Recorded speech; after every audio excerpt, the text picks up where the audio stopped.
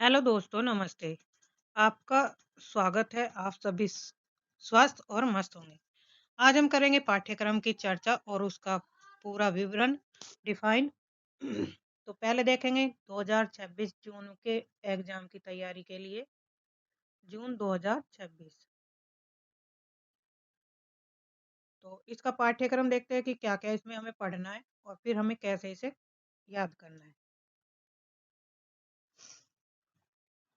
पहली यूनिट है 1 से 10 तक की यूनिट का। आज हम लेखक, कवि और उनका प्रकाशन वर्ष सारी चीज इसमें वीडियो में देखेंगे। तो ये है आपका सिलेबस। इकाई फर्स्ट है हिंदी भाषा और उसका विकास से संबंधित। इसमें ये सारी चीज दी गई है। हिंदी का ऐतिहासिक पृष्ठभूमि, प्राचीन भारतीय आर्य भाषा, मध्यकालीन आर्य भाषाएं, पाली, प्राकृत, सोरसैनी, अर्धमागधी, मागधी और ये। तो ये सब आप वीडियो पॉज करके यहाँ पे देख लीजिए या डाउनलोड करके रख लीजिए अपने पास। और जो भी टॉपिक आप पढ़ते जाए उसको आप निशान करते जाइए कि ये हमारे टॉपिक हो गए। दूसरी इकाई है हमारी हिंदी साहित्य से संबंधित।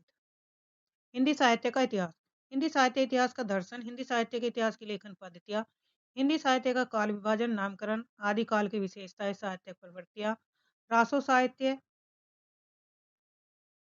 आदिकालीन, सिद्ध और नाथ, अमीर खुसरो की हिंदी कविता, विद्यापति और उनकी पदावली। भक्ति काल में भक्ति काल के उदय के सामाजिक सांस्कृतिक कारण, भक्ति आंदोलन का अखिल भारतीय स्वरूप और उसका अंत प्रादेशिक वैशिष्ट्य। भक्ति काव्य की सामाजिक और सांस्कृतिक पृष्ठभूमि, अलवार संत भक्ति काव्य के प्रमुख संप्रदाय, उनका वैचारिक निर्गुण और सगुण काव्य से संबंधित प्रमुख कवि और उनकी रचनाएं पढ़ेंगे। रीति काल में रीति काल के 3 भागों में रीति सिद्ध, रीतिबद्ध और रीति मुक्त। सांस्कृतिक, सामाजिक और सांस्कृतिक पृष्ठभूमि, रीति काल की प्रमुख प्रवृत्तियां, रीति काल के प्रमुख आचार्य और कवियों की उनकी रचनाओं के संबंध में देखेंगे। रीति काल के प्रमुख कवि और उनका काव्य। आधुनिक काल गद्य की उद्भव और विकास, भारत पूर्व हिंदी गद्य 1857 की क्रांति और भारत और उनका युग, पत्रकारिता आरंभ, 19वीं शताब्दी की हिंदी पत्रकारिता की आधुनिकता की अवधारणा।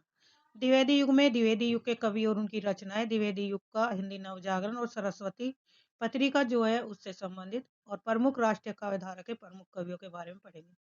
छायावाद में छायावाद की विशेषताएं हैं, छायावाद के प्रमुख कवि, स्वच्छंदतावाद के प्रमुख कवि, प्रगतिवाद की अवधारणा, प्रगतिवादी काव्य और उनके प्रमुख कवि, प्रयोगवाद और नई कविता, नई कविता के कवि, समकालीन कविता वर्ष।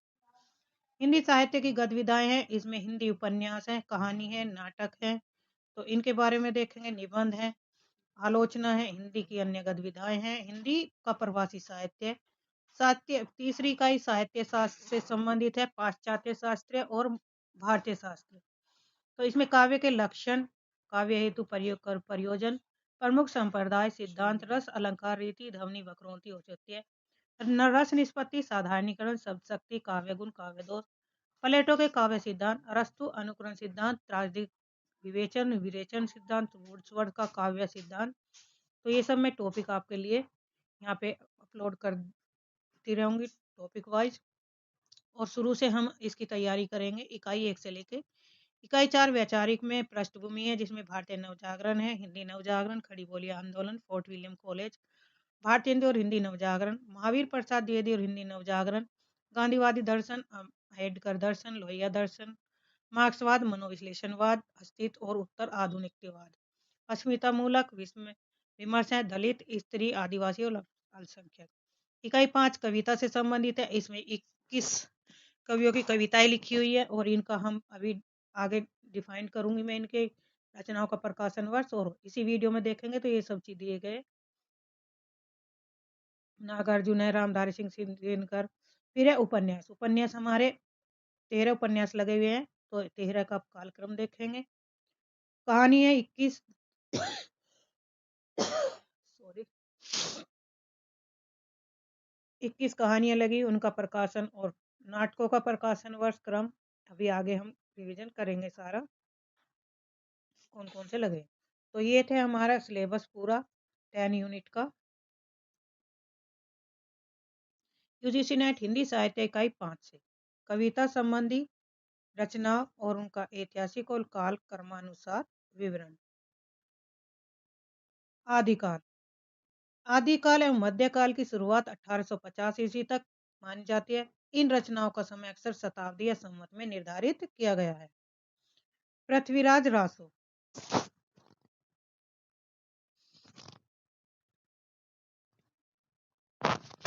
तो सबसे पहले कवि कौन से हैं हमारे? पृथ्वीराज रासो हैं। तो पृथ्वीराज रासो रेवातट चंद्रवरदाई जो 12वीं शताब्दी के हैं, हिंदी का प्रथम महाकाव्य माना जाता है। किसको? पृथ्वीराज रासो को। रेवातट का प्रसंग राजा पृथ्वीराज और शहाबुद्दीन गोरी के बीच के युद्ध और कूटनीति का इसमें वर्णन किया गया है। नेक्स्ट है अमीर खुसरो। अमीर खुसरो की पहेलियां और मुकरिया 13वीं से 14वीं शताब्दी खड़ी बोली के शुरुआती रूप और मनोरंजन के साथ साथ लोक जीवन की झलक देखने को मिलती है। देखिए यहाँ पे अमीर खुसरो दिया गया और किस समय के थे ये? 13वीं से 14वीं शताब्दी। और इन्होंने कौन से किसके लिए प्रसिद्ध है? ये पहेली और मुकरियों के लिए। और इनसे शुरुआत की थी, खड़ी बोली की शुरुआत की इन्होंने। और मनोरंजन के साथ साथ लोक जीवन की झलक भी मिलती है। विद्यापति की पदावली 14वीं से 15वीं सदी के हैं। मैथिल कोकिल द्वारा रचित है। कृष्ण और राधा के प्रेम का मधुर वर्णन। यानी कि जो मैथिल विद्यापति ने जो रचनाएं की है मैथिल कोकिल, उसमें किसका वर्णन किया गया है? राधा और कृष्ण के प्रेम के मधुर का वर्णन किया गया है। नेक्स्ट है कबीर। कबीर का जो रचना कबीर ने जो रचना की हजारी प्रसाद द्विवेदी द्वारा संपादित, ये 15वीं सदी है। समाज सुधार और निर्गुण भक्ति का स्वर। पाठ्यक्रम में पद संख्या 160 से 209 तक इनके पद क्या किए गए? शामिल किए गए हैं। यानी कि हमें 160 से 209 तक के इनके पदों को अच्छे से पढ़ना है। किसके? कबीर के।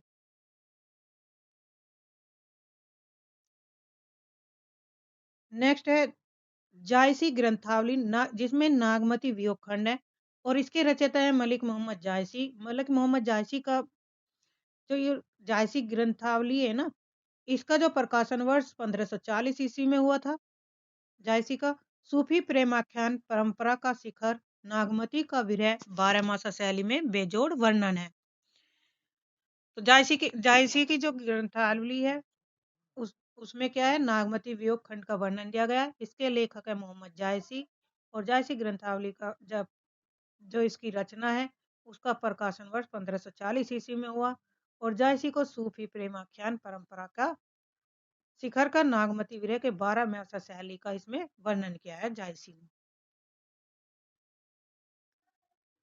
सूरसागर। सूरसागर भ्रमर गीत सार द्वारा रचित। किसके द्वारा रचित है ये है सूरदास के द्वारा। 16वीं शती का है। रामचंद्र शुक्ल द्वारा संपादित है। इसमें सगुन और निर्गुण का द्वंद दिखाया गया है।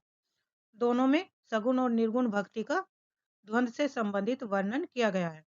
रामचरितमानस में हमें क्या करना है? तो रामचरितमानस में तुलसीदास द्वारा रचित है और इसका समय है 1574 ईस्वी। राम राज्य की परिकल्पना और कलयुग का इसमें वर्णन किया गया है। नेक्स्ट है कवितावली। कवितावली में उत्तरकांड तुलसीदास द्वारा है। कवितावली भी किसके द्वारा रचित है? तुलसीदास के द्वारा रचित है। और ये 16वीं सदी के अंत की है। यह ब्रज भाषा में रचित है जिसमें तत्कालीन समय की अकाल और भूखमरी का यथार्थ चित्रण किया गया है। देखिए इसमें तीन तीन फैक्ट है, समय का भी है। और ये रचना किस विषय पर आधारित है? विषय वस्तु से आधारित भी रचना है। तो आपके यहाँ से कई क्वेश्चन बन जाएंगे। तो कवितावली उत्तरकांड के तुलसीदास की 16वीं सदी के अंत में ब्रज भाषा में रची गई रचना है। और इस रचना में तत्कालीन समय के अकाल और भूखमरी का वर्णन किया गया है। बिहारी सतसई। बिहारी सतसई बिहारी जो है 1662 ईस्वी में रीति काल की प्रतिनिधि रचना है। और गागर में सागर भरने वाले दोहे इसमें दिए गए हैं। और इसमें बिहारी सतसई में 719 दोहों का वर्णन भी किया गया है। नेक्स्ट है घनानंद कवि।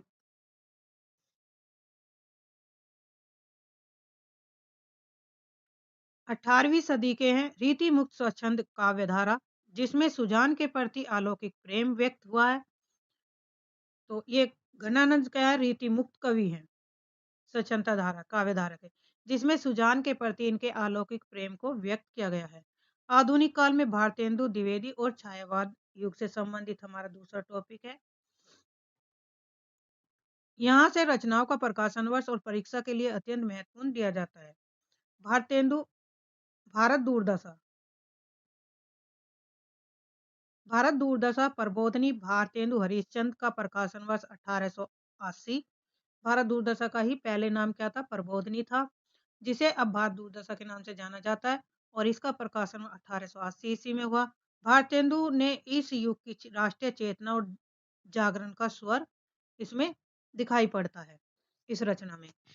तो युग की राष्ट्रीय चेतना और जागरण का स्वर पर आधारित इसकी विषय वस्तु है। भारत भारती ने मैथिली सन गुप्त को 1912 ईस्वी में प्रकाशित किया। देशभक्ति का गौरव गान, जिसने आजादी की लड़ाई में मशाल का काम किया था।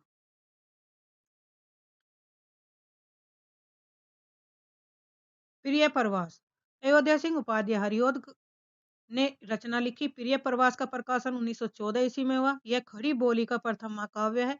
इसमें कृष्ण को लोक नायक के रूप में दिखाया गया है। जूही की कली सूर्यकांत त्रिपाठी निराला 1916 ईस्वी में मुक्त छंद की पहली कविता, जो प्रकृति और प्रेम का सुंदर मिश्रण दिया गया है। देखिए, ये यूनिट 5 में जितनी भी कविता और लेखक लगे हुए हैं, उन सब की कविताओं का और लेखकों का यहाँ पे प्रकाशन वर्ष क्रम से दिया गया है। तो आप एक बार वीडियो जरूर देखिए, ये आपके लिए बहुत महत्वपूर्ण होने वाली वीडियो है, क्योंकि सारा मैटर आपको यहाँ पे एक साथ मिल जाएगा। जूही की कली सूर्यकांत त्रिपाठी निराला 1916 ईस्वी में मुखचंद की पहली कविता, जो प्रकृति और प्रेम का सुंदर मिश्रण इसमें दर्शाया गया है। प्रथम रश्मि है सुमित्रा नंदन पथ की। प्रकाशन वर्ष प्रथम रश्मि का 1919 और सुमित्रा नंदन को प्रकृति के सुकुमार कवि की आरंभिक रचना सुमित्रा नंदन पंत को क्या कहा जाता है? प्रकृति का सुकुमार कहा जाता है और पंत जी की ये प्रथम आरंभिक रचना मानी जाती है। परिवर्तन सुमित्रा नंदन पंत 1924 ईस्वी में पल्लव में संकलित संसार की नश्वरता और बदलाव का दार्शनिक इसमें चित्रण किया गया है।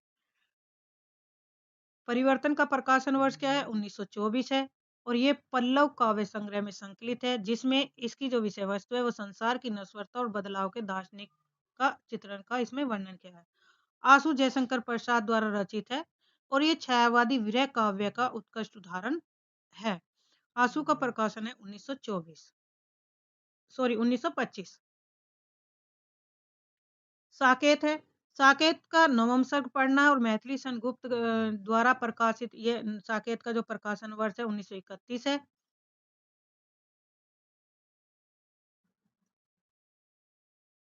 1931 ईस्वी में उर्मिला के इसमें विरह और त्याग को समर्पित कालजयी कृति माना जाता है।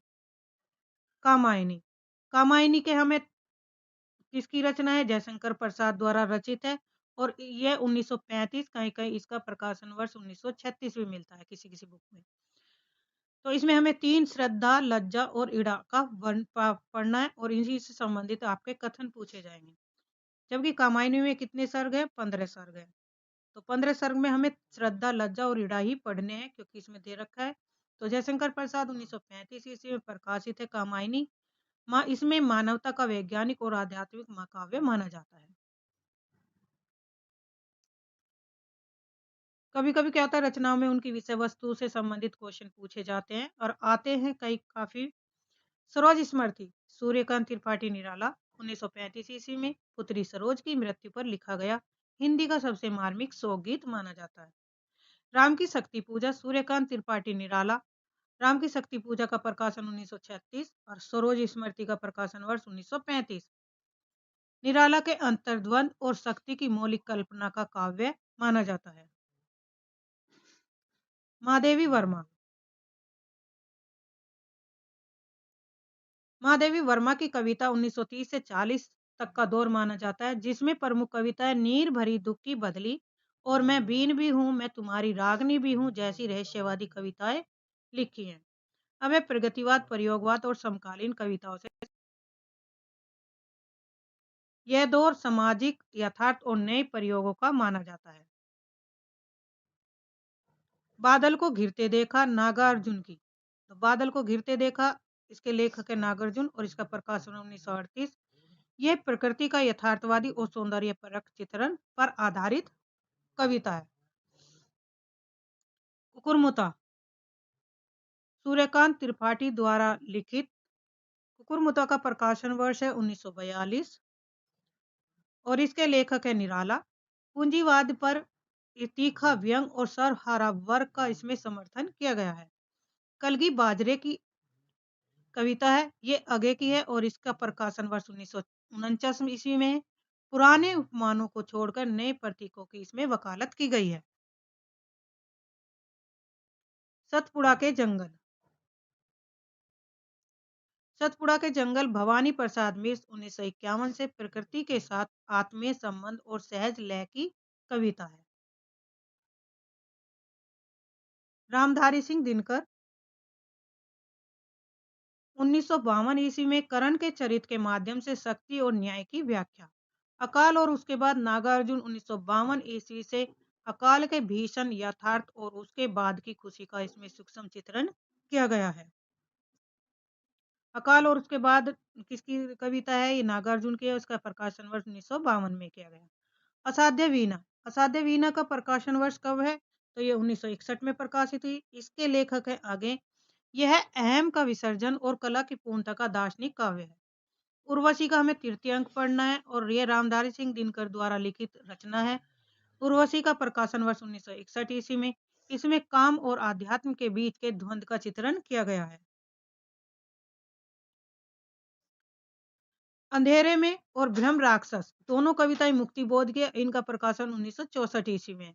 दोनों ही कविताओं का फैंटेसी शैली में रचित सामाजिक और व्यक्तिगत संघर्षों का जटिल काव्य है। क्वेश्चन यहाँ से भी ऐसे पूछा जाता है कि अंधेरे में या भ्रम राक्षस ऐसी कौन सी कविता है, वह कौन सी शैली में लिखी गई है? तो फैंटेसी शैली की यह कविता है। शासन की बंदूक के लेखक भी नागार्जुन है और इसका प्रकाशन वर्ष शासन की बंदूक का 1966। यह व्यवस्था के दमनकारी रूप पर तीखा प्रहार करती है और ये सभी के लिए महत्वपूर्ण है। टीजीटी, पीजीटी, एलटी ग्रेड सभी परीक्षाओं के लिए सभी को देखना चाहिए। कितनी नाव में कितनी बार रचना है आगे की। 1967 ईस्वी में सत्य की खोज और अनुभव की गहराई का इसमें वर्णन किया गया है। नक्सलबाड़ी मोचीराम सुदामा पांडे धूमिल 1972 ईस्वी में। 1972 ईस्वी में लोकतंत्र के मोहभंग और कड़वे यथार्थ की कविता का वर्णन है। तो नक्सलबाड़ी का प्रकाशन वर्ष कितना है? 1972 ईस्वी में प्रकाशित हुई थी। याद रखने का सूत्र है इसमें। परीक्षा में जो अक्सर पूछे जाते हैं, तो ये कौन सी रचनाएं ज्यादा पूछी जाती हैं? यही पूछी जाती है। भारत भारती। भारत भारती का प्रकाशन वर्ष 1912, प्रिय प्रवास का 1914, कामायनी का 1935, राम की शक्ति पूजा 1936 और अंधेरे में 1964। इनका क्रम पूछा जाता है, तो इन रचनाओं पर आपको विशेष ध्यान रखना है। यूजीसी नेट में प्रमुख रचनाओं और काव्य संग्रह का प्रकाशन वर्ष कालक्रम पाठ्यक्रम के अनुसार यहाँ पे पाठ्यक्रम में दी गई कविता उनके काव्य संग्रह का ऐतिहासिक क्रम इस प्रकार है। अब काव्य संग्रह का प्रकाशन वर्ष देखेंगे आदिकाल और मध्यकाल के अनुसार। पृथ्वीराज रासो रेवा तट 12वीं से 13वीं शताब्दी चंद्रबदाई की रचना है। अमीर खुसरो की पहेलिया और मुकरिया 13वीं से 14वीं शताब्दी। विद्यापति का पदावली का 14वीं से 15वीं शताब्दी और संपादक इसमें रामवृक्ष बैनीपुरी है। कबीर की ग्रंथावली कबीर की ग्रंथावली 15वीं शताब्दी के संपादक श्याम सुंदर दास। जायसी का जो है पद्मावत है नागमती वियोग 1540। सूरदास का 16वीं शताब्दी है संपादक रामचंद्र शुक्ल है। तुलसीदास के रामचरित्र मानस का उत्तरकांड 1574। बिहारी सतसई का 1662। आधुनिक युग के आधुनिक काल द्विवेदी और भारतेंदु युग भारत दुर्दशा 1880। भारतेंदु हरिश्चंद्र की है। प्रिय प्रवास 1914। अयोध्या सिंह उपाध्याय हरिओद की रचना है। भारत भारती 1912 ईस्वी में प्रकाशित हुई और मैथिली संगुप्त की है। ये प्रारंभ पहले ही प्रकाशित हो चुकी थी। साकेत का नवम सर्ग 1931 ईस्वी में मैथिली संगुप्त द्वारा रचित है। छायावाद के प्रमुख कवि छायावाद के प्रमुख कवियों में आते हैं आंसू 1925 ईस्वी में जयशंकर प्रसाद, कामायनी 1935 जयशंकर प्रसाद के, जूही की कली 1916 ईस्वी में निराला की है, सरोज स्मृति 1935 निराला जी की है, राम की शक्ति पूजा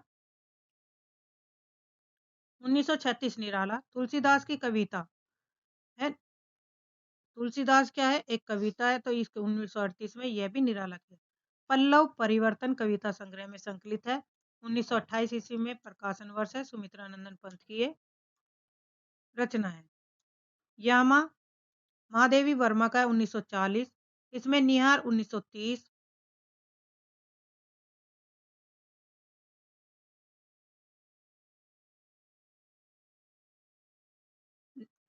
यामा की रचनाएं 1940, इसमें निहार 1930, रश्मि 1932, नीरजा 1934, सांध्या गीत 1936 ईस्वी में संकलित है।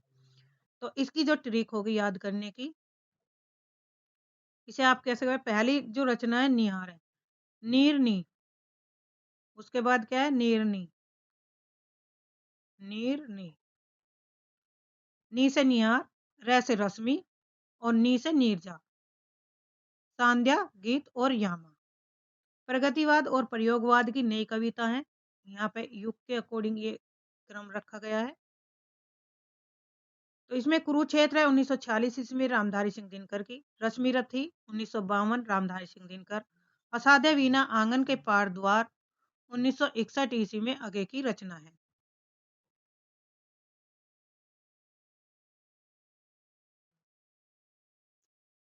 कलगी बाजरे की हरी घास पर क्षण भर 1949 में दोनों का प्रकाशन वर्ष अगे की रचना है। अंधेरे में भ्रम राक्षस चांद का मुंह टेढ़ा संग्रह 1964 ईस्वी में संकलित है और मुक्ति बोध की रचना है। बादल को घिरते देखा 1938 में नागार्जुन द्वारा रचित। अकाल और उसके बाद 1952 प्रकाशन वर्ष। सतपुड़ा के जंगल 1953 में भवानी प्रसाद मिश्र की रचना कविता है। अंधा युग 1954 धर्मवीर भारती की। संसद से सड़क तक कल सुनना मुझे 1972 ईस्वी में धूमिल की रचना है। अब रिवीजन करना है। भारत भारती 1912, प्रिय प्रवास 1914, आंसू 1925, पल्लव या परिवर्तन 1928, साकेत 1931, कामायनी सरोज स्मृति 1935, राम की शक्ति पूजा 1936, कुरुक्षेत्र 1946।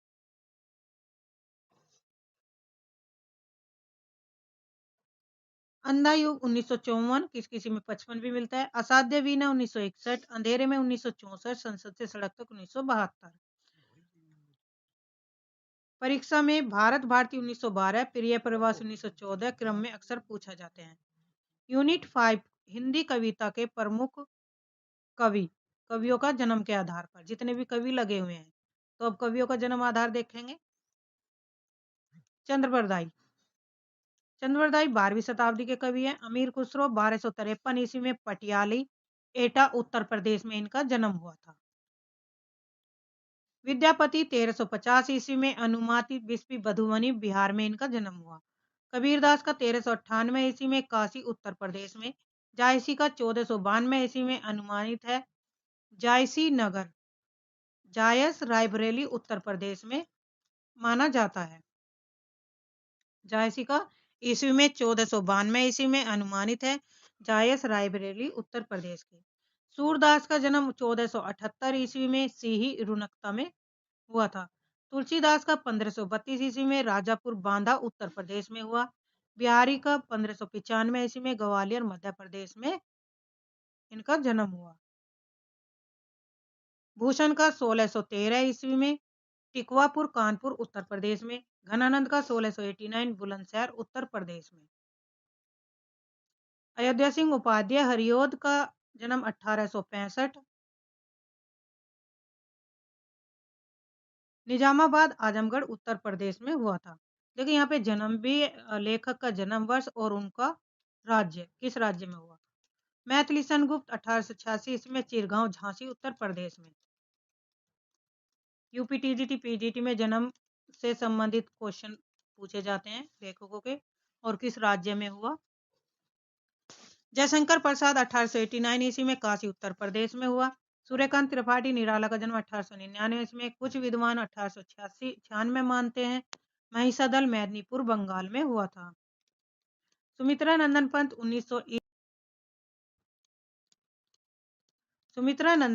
1900 ईस्वी के कोसानी अल्मोड़ा उत्तराखंड में इनका जन्म हुआ। महादेवी वर्मा का जन्म 1907 ईस्वी में फर्रुखाबाद उत्तर प्रदेश में। रामधारी सिंह दिनकर का जन्म 1908 ईस्वी में सिमरिया बेगूसराय बिहार में हुआ था। सच्चिदानंद हीरानंद वात्स्यायन आगे 1911 ईस्वी में कुशीनगर उत्तर प्रदेश में इनका जन्म हुआ था।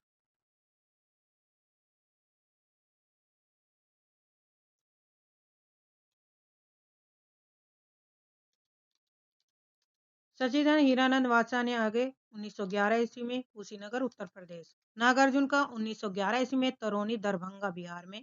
भवानी प्रसाद मिर्ज का 1913 ईस्वी में टिगरिया होशंगाबाद मध्य प्रदेश में।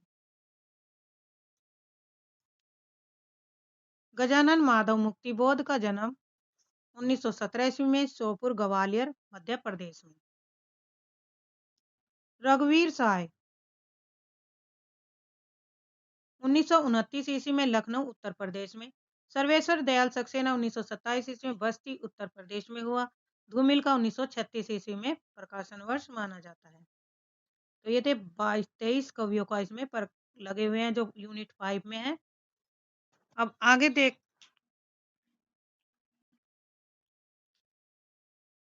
उपन्यासकार छठी यूनिट किससे है? उपन्यास से संबंधित है, तो 5 से लेके चले थे हम। उपन्यासकार का जन्म वर्ष के आधार पर क्रम। गौरीदत्त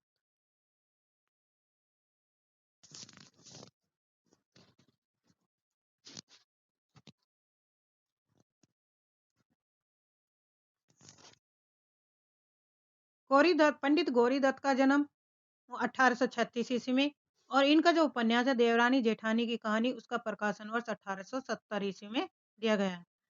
दूसरा उपन्यास है लाला श्रीनिवास दास। इनका जन्म है, यहाँ पे ये जन्म है लेखक का, और यहाँ पे उपन्यास।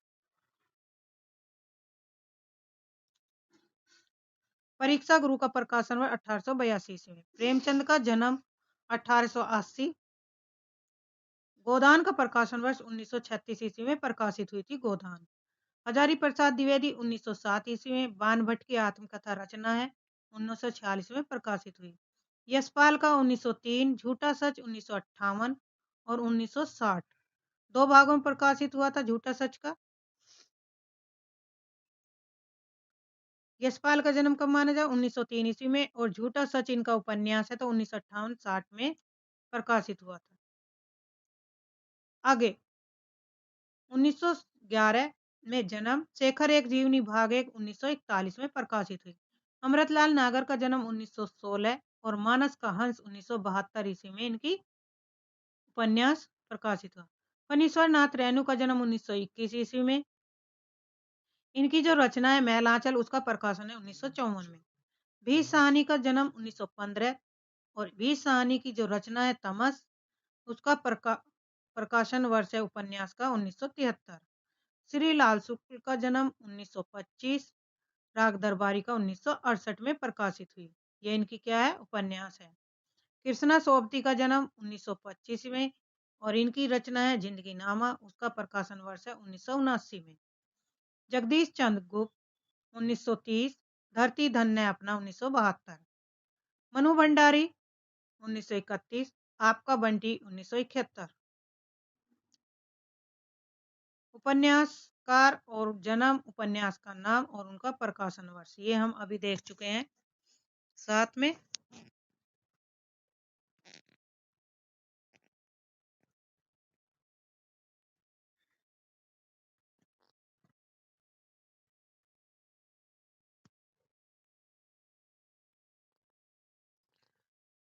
छठी यूनिट हमारी कंप्लीट हुई। अब नेक्स्ट यूनिट सातवीं देखेंगे, सातवीं का क्रम। एक टोकरी भर मिट्टी, इसके लेखक है माधव सप्रे, और एक टोकरी भर मिट्टी का जो प्रकाशन वर्ष है 1901 में प्रकाशित हुई। चंदेव से मेरी बातें 1904 ईस्वी में प्रकाशित हुई, और इसकी जो लेखिका है यह है बंग महिला राजेंद्र बाला घोष।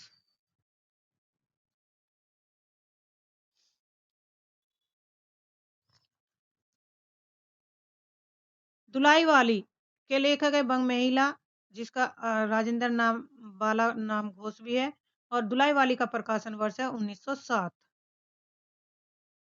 दुनिया का अनमोल रतन का प्रकाशन है 1907। ईदगाह 1933, 1933 ईस्वी में प्रकाशित हुई थी। राही 1947 ईस्वी में प्रकाशित हुई और इसके लेखिका है सुभद्रा कुमारी चौहान। उसने कहा था 1915। आकाशदीप का प्रकाशन वर्ष 1928 में जयशंकर प्रसाद की रचना कहानी है। अपना अपना भाग्य जैनेन्द्र की 1931 ईस्वी में प्रकाशित।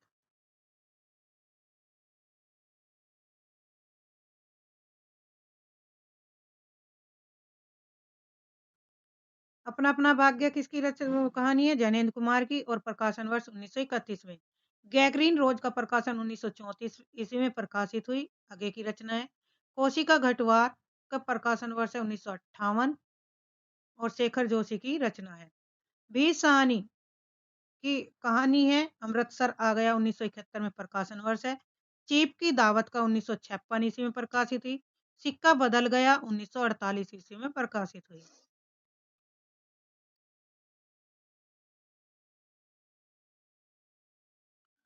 इंस्पेक्टर मातादीन चांद पर प्रकाशन वर्ष 1970। पिता ज्ञान रंजन की है, तो पिता का प्रकाशन वर्ष कितना है? 1965। राजा निर्बंसिया का प्रकाशन वर्ष 1957। परिंदे का है 1960। कानों में कंगना 1913।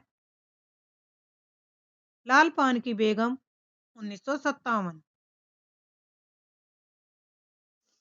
तीसरी कसम उफ मारे गए गुलफाम का प्रकाशन वर्ष है 1958।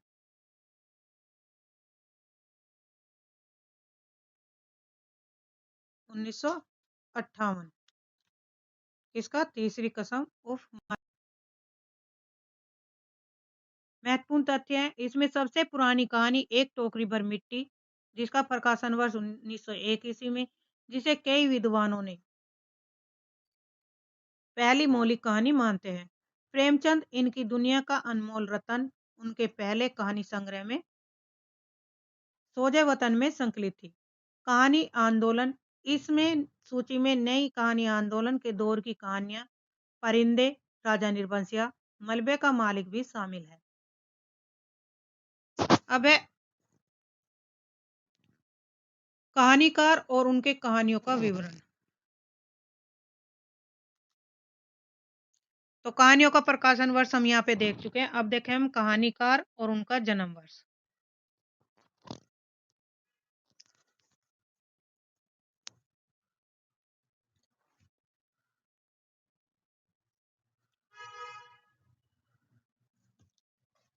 कहानीकार है का जन्म और जन्म स्थान।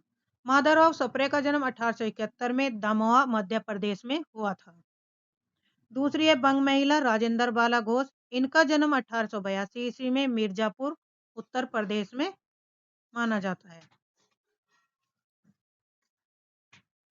चंदर शर्मा गुलेरी का जन्म 1883 ईस्वी में जयपुर मूलतः हिमाचल के।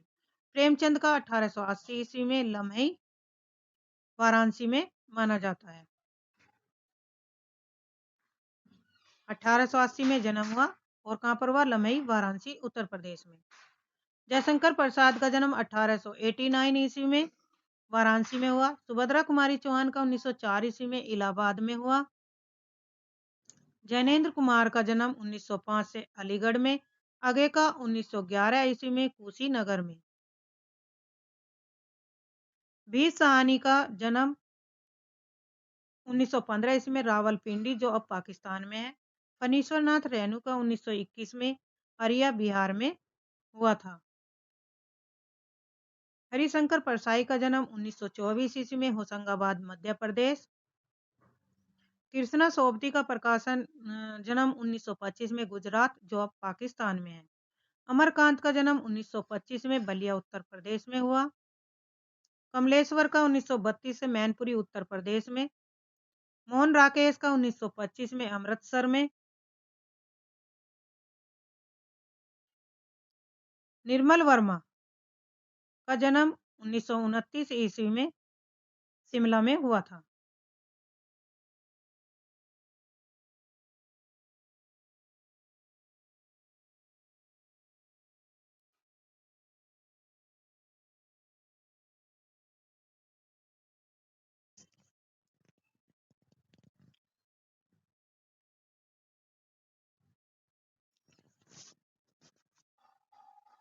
निर्मल वर्मा का 1929 में शिमला में। शेखर जोशी 1932 में अल्मोड़ा में जन्म हुआ था। उषा प्रेमवदा का 1930 में कानपुर में। ज्ञान रंजन का 1936 ईस्वी में अकोला, महाराष्ट्र में। तो ये थे 21 कहानियों के लेखक, जिसमें 19 लेखक है और 21 इनकी कहानियां हैं। तो लगे हुए थे, इम्पोर्टेंट थे, जहाँ पे जन्म, वर्ष और स्थान दिया गया। याद रखने योग्य महत्वपूर्ण बिंदु हैं, जिसमें है जन्म के अनुसार आरोही क्रम में आप जो इनका प्रकाशन वर्ष लगा सकते हैं। माधव सप्रे का 1871 में, प्रेमचंद का 1880, बंग महिला का 1882, गुलेरी का चंद्र शर्मा गुलेरी 1883 और प्रसाद 1889। समकालीन लेखक में आते हैं कृष्णा सोबती, अमरकांत, मोहन राकेश, तीनों का जन्म वर्ष 1925 है। सबसे युवा लेखक पाठ्यक्रम के अनुसार ज्ञान रंजन है, जो 1936 ईस्वी में सबसे युवा कहानीकार माने जाते हैं। प्रमुख नाटक है यूनिट 8 है, ये यूनिट 8 में नाटकों का पहले हैं भारतेंदु हरिश्चंद्र। इनका जन्म 1850 से 1885 में। नाटक है भारत दूरदशा का प्रकाशन वर्ष 1880 और अंधेर नगरी का है 1881। भारत दूरदशा 2 नाटक लिखे इन्होंने, जो हमारे सिलेबस में लगे हुए हैं, भारत दूरदशा और अंधेर नगरी। दूसरे कवि हैं जयशंकर प्रसाद। इनका जन्म 1889 से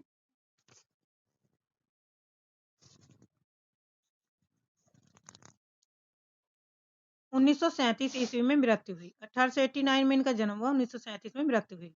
इनके नाटक है स्कंदगुप्त, इसका प्रकाशन वर्ष 1928 में। चंद्रगुप्त नाटक है 1931। दो स्वामिनी नाटक है 1933।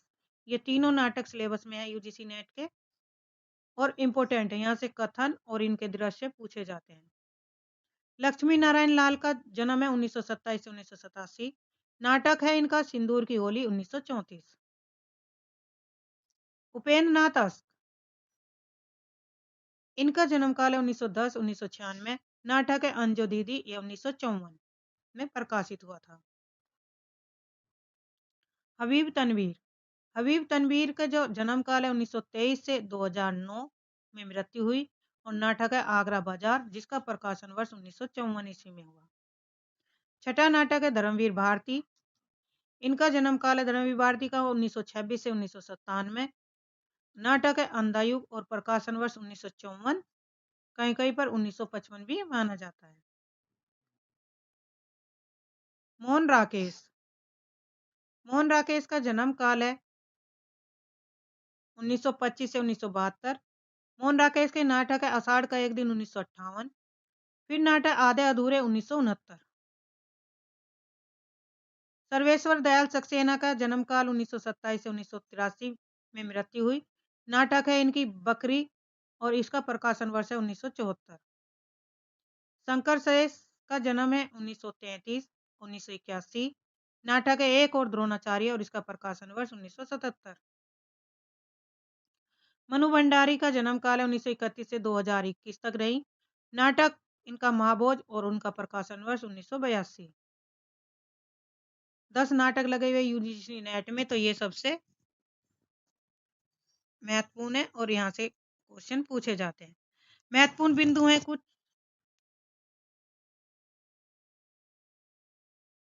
सबसे प्राचीन भारतेंदु हरिश्चंद्र को आधुनिक हिंदी नाटक का जनक माना जाता है।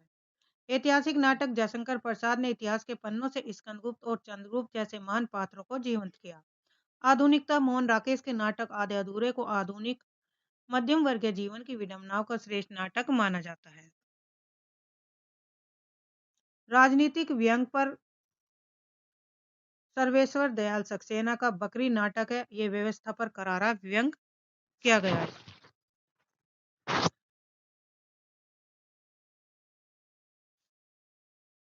8 9 यूनिट। 9वीं यूनिट हमारी निबंध से संबंधित है। कि वह प्रमुख निबंध है। तो इसमें लेखकों का जन्म मृत्यु पहले देखेंगे, लेखक का जन्म वर्ष और उनकी मृत्यु।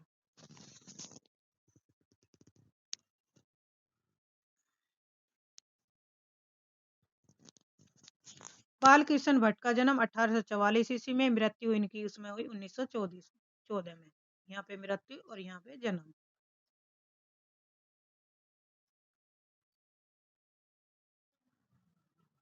भारतेंदु हरिश्चंद्र का जन्म 1850 से 1885 ईस्वी माना जाता है।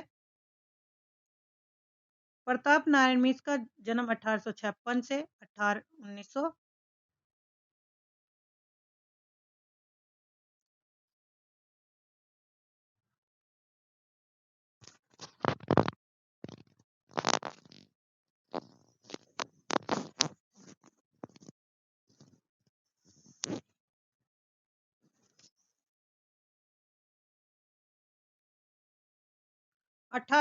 से 1994। अध्यापक पूर्ण सिंह का जन्म 1881 में और मृत्यु 1931 में। रामचंद्र शुक्ल का 1884 से 1941। हजारी प्रसाद द्विवेदी का जन्म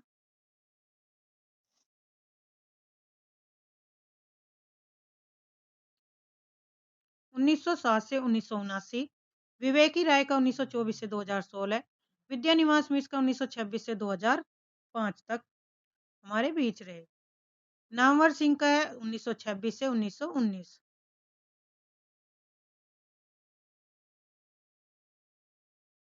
कुबेरनाथ राय 1933 से 1996।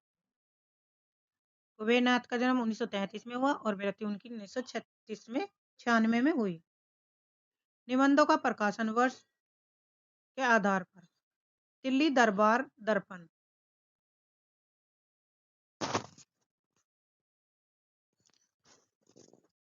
पहला निबंध है दिल्ली दरबार दर्पण। इसका प्रकाशन वर्ष 1877।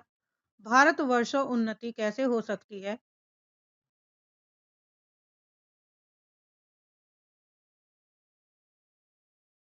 भारतवर्षों उन्नति कैसे हो सकती है 1884 में भारतेंदु द्वारा रचित निबंध है।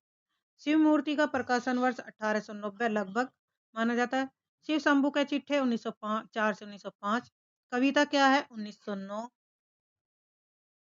मजदूरी और प्रेम 1912। अध्यापक पूर्ण सिंह का है। नाखून क्यों बढ़ते हैं 1991 में हजारी प्रसाद द्विवेदी। उत्तरा फाल्गुनी के आसपास 1973 ईस्वी में। मेरे राम का मुकुट बिक रहा है प्रकाशन वर्ष 1974 ईस्वी में।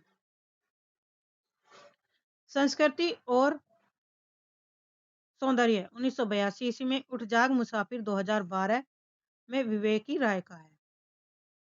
तो ये थे यूनिट 9 से संबंधित। अब करेंगे यूनिट 10 आत्मकथा जीवनी तथा अन्य गद्य विधाएं। इसमें क्रम संख्या लेखकों के नाम रचना का नाम प्रकाशन विद्या दी गई है।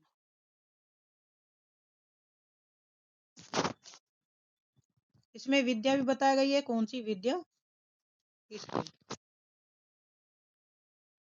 रामवृक्ष बैनीपुरी की रचना है माटी की मूर्ति और इसका प्रकाशन वर्ष 1946 ईस्वी में प्रकाशित हुई और ये एक रेखाचित्र विद्या है। महादेवी वर्मा की जो रचना है ठाकुरी बाबा और इसका प्रकाशन 1943 ईस्वी में हुआ। स्मृति की रेखा है संस्मरण है। तुलसी राम का है मुर्दैया 2010 में यह आत्मकथा है। शिवरानी देवी प्रेमचंद घर में 1944 ईस्वी की जीवनी है। किसकी जीवनी है प्रेमचंद घर में। ये शिवरानी देवी ने लिखी थी। मनु भंडारी की रचना एक कहानी यह भी 2007 में प्रकाशित हुई आत्मकथा है। विष्णु प्रभाकर द्वारा रचित आवारा मसीहा का प्रकाशन वर्ष है 1974।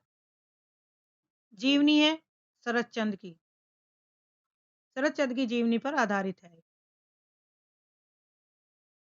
हरिवंश राय बच्चन क्या भूलूं क्या याद करूं का प्रकाशन वर्ष 1969 ईस्वी में आत्मकथा है। रमनिका गुप्ता आफुदरी 2015 आत्मकथा है।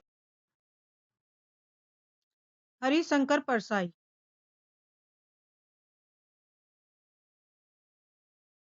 की रचना है भोला राम का जीव और इसका प्रकाशन 1970 के आसपास है और यह एक व्यंग रचना है। कृष्ण चंद्र जामुन का पेड़ 1960 ईस्वी के आसपास, यह भी व्यंग रचना है। संस्कृति के 4 अध्याय 1956 ईस्वी में भारतीय संस्कृति और इतिहास से संबंधित। मुक्तिबोध एक लेखक की डायरी 1964 ईस्वी में, यह एक डायरी है। 13वीं रचना है राहुल संस्कृत है मेरी तिब्बत यात्रा 1937 ईस्वी में, यात्रा वृत्तांत है। लेखक और रचनाओं का संक्षिप्त परिचय इसमें दिया जाएगा। तुलसीराम मुर्दैया की रचना जो है मुर्दैया है।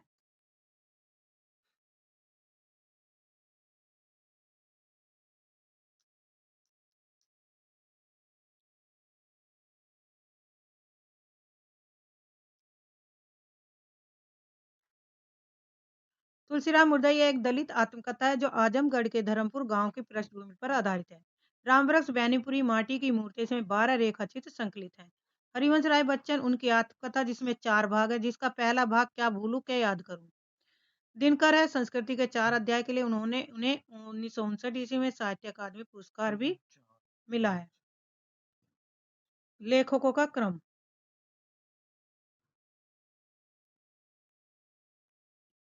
राहुल सांकृत्याय 1893 ईस्वी में पदद आजमगढ़ उत्तर प्रदेश में इनका जन्म हुआ। रामवृक्ष बैनीपुरी का 1899 ईस्वी में बैनीपुर मुजफ्फरपुर बिहार में। शिवरानी देवी का जन्म 1890 के आसपास फतेहपुर उत्तर प्रदेश में हुआ था। महादेवी वर्मा का जन्म 1907 ईस्वी में फर्रुखाबाद उत्तर प्रदेश। हरिवंश राय बच्चन का जन्म उत्तर प्रदेश प्रतापगढ़ इलाहाबाद में, जो उत्तर प्रदेश में पड़ता है, 1907 ईस्वी में हुआ। दिनकर रामधारी सिंह दिनकर 1908 ईस्वी में सिमरिया मुंगेर बिहार में। आगे का है जिन्हें सच्चिदानंद हीरानंद वात्सान्य आगे इनका पूरा नाम है और इनका जन्म 1911 से कुशीनगर उत्तर प्रदेश में हुआ। विष्णु प्रभाकर 1912 ईस्वी में मीरापुर मुजफ्फरनगर उत्तर प्रदेश। कृष्ण चंद्र का 1914 वजीराबाद अब पाकिस्तान में। मुक्तिबोध का गजानन माधव मुक्तिबोध 1917 ईस्वी में श्योपुर ग्वालियर मध्य प्रदेश में हुआ। हरिशंकर परसाय का जन्म 1924 ईस्वी में जमानी होशंगाबाद मध्य प्रदेश में। मनु भंडारी का 1931 भानपुर मंदसौर मध्य प्रदेश। रमनिका गुप्ता 1930 सुनाम पंजाब में। तुलसीराम 1949 आजमगढ़ उत्तर प्रदेश में हुआ था। तो ये थी हमारी यूनिट 1 से लेके 10 तक का रिवीजन सभी लेखकों पर आधारित और उनकी रचनाओं का। तो वीडियो पाठ्यक्रम है ये हमारा यूनिट 2 का से हम स्टार्ट कर रहे हैं। अपनी जो टॉपिक लिया है आज इस टॉपिक से संबंधित हम पढ़ेंगे। हिंदी साहित्य का दर्शन, हिंदी साहित्य के इतिहास लेखन की पद्धतियां और हिंदी साहित्य का काल विभाजन और नामकरण किसके अनुसार, आचार्य रामचंद्र शुक्ल जी के अनुसार। तो स्टार्ट करते हैं। हमारा टॉपिक है इतिहास की परिभाषा। इतिहास क्या है? अतीत, बीते हुए समय को। अतीत किसे कहते हैं? बीते हुए समय को। किसी भी तथ्य या तत्व या प्रवृत्ति का वर्णन जो एक विशेष कालक्रम के अनुसार विश्लेषण करके लिखा गया हो उसे इतिहास कहते हैं। हेरोडेटस का विचार है कि इतिहासकार हेरोडेटस ने इसे भौतिकवादी नजरिए से समझाया है। उनका मानना था कि हर सत्ता अपने शिखर उत्कर्ष पर पहुंचने के बाद पतन की ओर बढ़ती है। यानी कि ये कहते हैं जैसे कोई ऊंचाई पर चढ़ता है तो उसे नीचे की ओर भी गिरता है। हिंदी साहित्य का इतिहास दर्शन। अब यहाँ से आपका टॉपिक बनेगा जो टीजीटी, पीजीटी, एलटी ग्रेड या ईएमआरएस की तैयारी कर रहे हैं तो उनके लिए महत्वपूर्ण वीडियो है। साहित्य और इतिहास का संबंध। सामान्य तौर पर इतिहास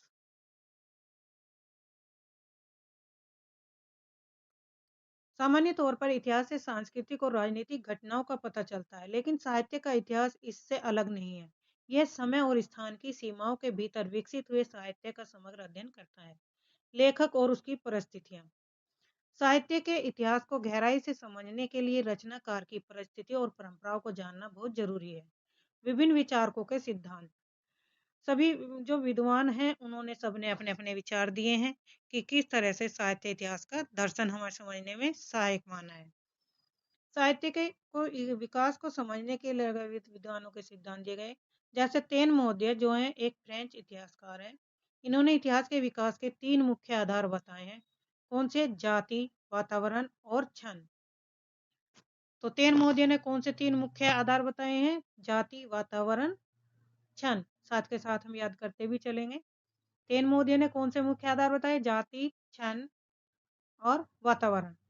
हर्षन मोदिया ने इस युग को हर्षन मोदिया ने इन्होंने युग चेतना और परंपरा के साथ लेखक के व्यक्तित्व को भी साहित्य में विकास का आधार माना है। यानी इन्होंने लेखक के को महत्व दिया है। युग चेतना और परंपरा के साथ साथ किसको महत्व दिया है? लेखक के व्यक्तित्व को साहित्य के विकास का भी आधार माना है। जर्मन इतिहासकार ये मुख्य रूप से युग चेतना को ही आधार मानते हैं। जर्मन ये जो इतिहासकार हैं वे किसको मुख्य आधार मानते हैं? युग चेतना को। मार्क्सवादी चिंतक है जो व्यक्ति के समाज की आर्थिक स्थिति और वर्ग संघर्ष के आधार पर देखते हैं।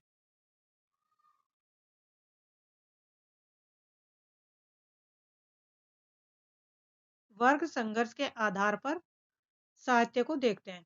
फ्रॉयडवादी विचारक इनके अनुसार साहित्य के विकास का मुख्य कारण मनुष्य के मानसिक अंतर्द्वंद है। तो फ्रॉयड किसको मानते हैं? मानसिक अंतर्द्वंद को। मार्क्सवादी विचार किसे मानते हैं? वर्ग संघर्ष को। जर्मन इतिहासकार युग चेतना को। हर्सन महोदय युग चेतना परंपरा के साथ लेखक के व्यक्तित्व को भी मानते हैं।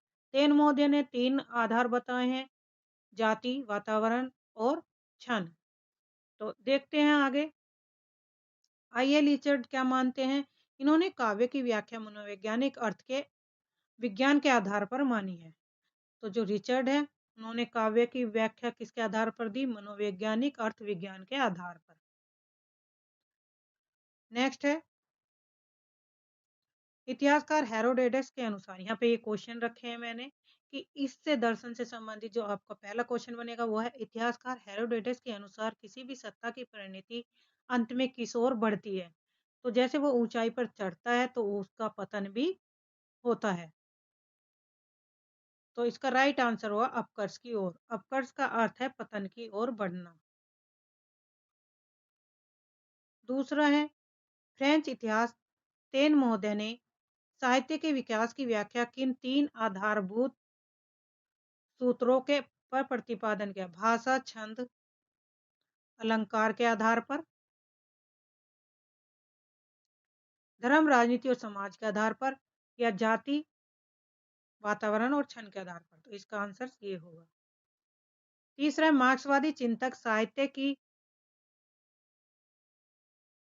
व्याख्या का मुख्य आधार किसे माना है? मार्क्सवादी चिंतक ने किसके माना है? आर्थिक परिस्थिति और वर्ग संघर्ष को। हर्षन महोदय ने साहित्य के किस पक्ष को विकास का आधार तेन के सिद्धांत में नया आयाम जोड़ा है? तो उन्होंने जोड़ा लेखक युग चेतना और परंपरा के साथ साथ उसका विशिष्ट व्यक्तित्व। लेखक का विशिष्ट व्यक्तित्व को आधार माना है। फ्रॉयडवादी विचारक साहित्य विकास का मूल कारण किसे मानते हैं? राष्ट्रीय गौरव को, सामाजिक एकता को, प्रकृति चित्रण को, या मानसिक अंतर्द्वंद को। तो ये मानते हैं मानसिक अंतर्द्वंद। ठीक है, तो अब नेक्स्ट करते हैं हिंदी साहित्य के लेखन में विद्वानों ने अलग अलग पद्धतियों का प्रयोग किया है जो मुख्य रूप से इसकी 4 पद्धतियां मानी जाती हैं जिनका विवरण नीचे दिया है। वर्णानुक्रम पद्धति, अल्फाबेटिकल मेथड। यह इतिहास लेखन की सबसे पुरानी और सरल पद्धति मानी जाती है। कौन सी? वर्णानुक्रम विधि है। इसमें कवि और लेखकों का विवरण उनके नाम के पहले अक्षर के अनुसार दिया जाता है। विशेषता है इसमें रचनाकार के समय काल को महत्व नहीं दिया जाता। उदाहरण के लिए कबीर और केशव दास का नाम एक साथ आ सकता क्योंकि दोनों कैसे शुरू होते हैं, भले ही उनके समय में बहुत अंतर ही क्यों ना हो। तीसरा लेखक, कौन लेखक इस पद्धति को मानते हैं? गारसदा दासी और शिव सिंह सैगर ने इस पद्धति का प्रयोग किया है। अब इस पद्धति में क्या कमी रह गई?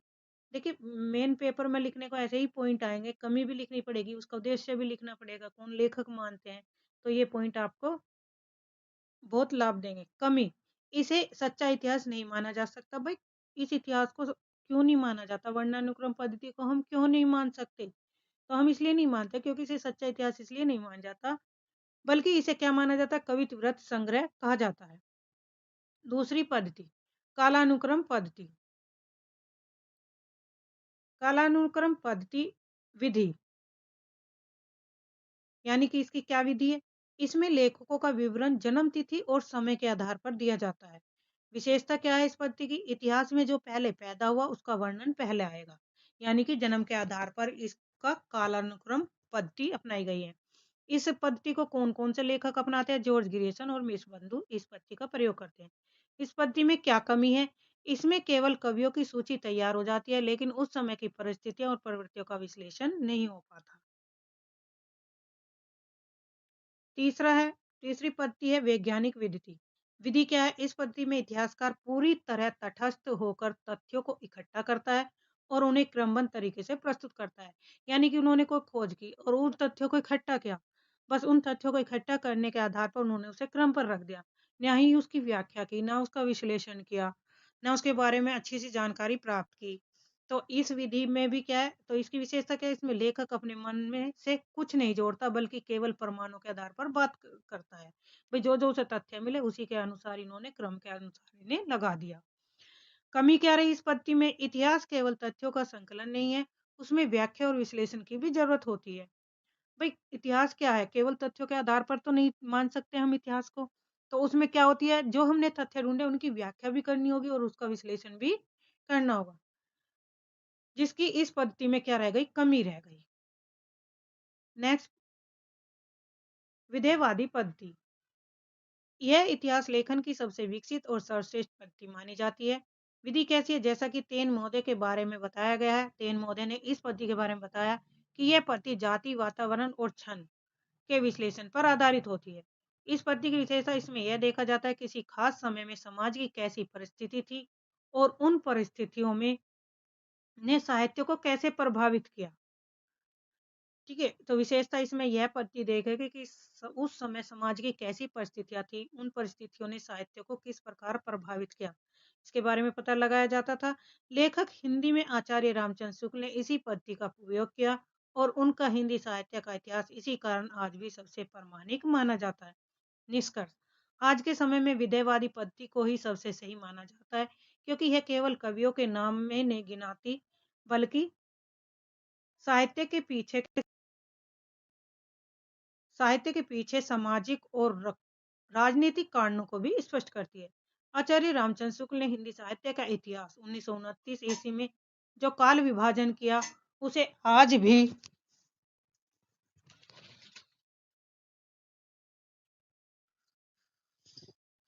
उसे आज भी सबसे प्रामाणिक माना जाता है। उन्होंने प्रत्येक कालखंड को उनकी प्रवृत्तियों के आधार पर दो दो नाम दिए। इन्होंने आचार्य रामचंद्र शुक्ल जी ने। यहाँ उनके द्वारा किया गया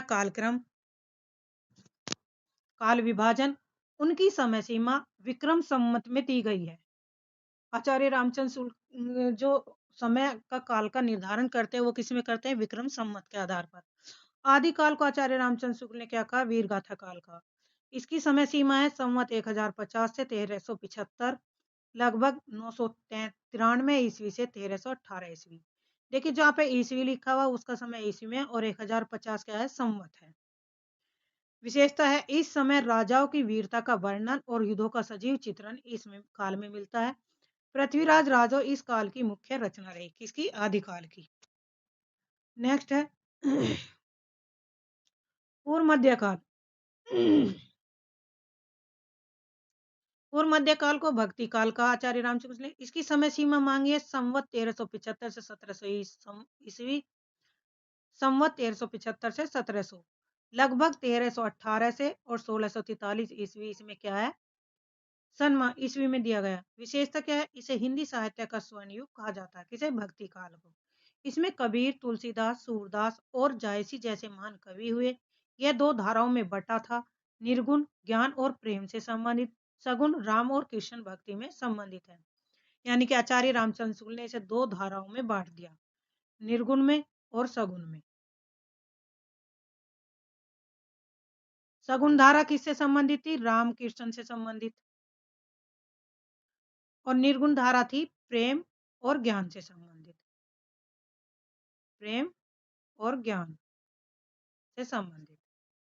नेक्स्ट है उत्तर मध्य काल को आचार्य रामचंद्र शुक्ल जी ने रीति काल कहा और इसकी समय सीमा है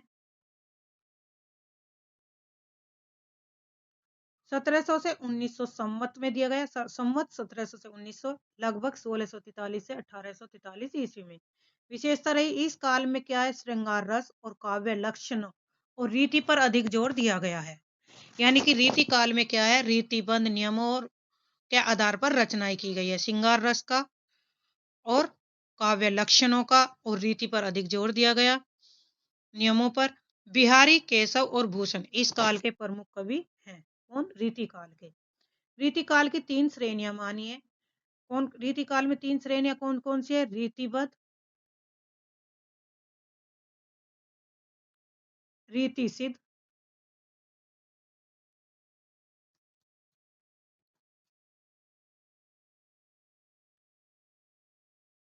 रीतिबद्ध, रीति सिद्ध और रीति मुक्त।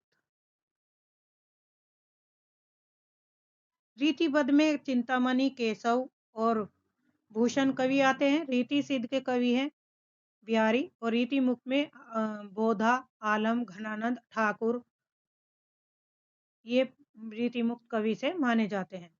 रीति काल की तीन श्रेणी। रीति काल में कवियों के लिखने के तरीके अलग अलग थे। रीतिबंध का समय क्या था?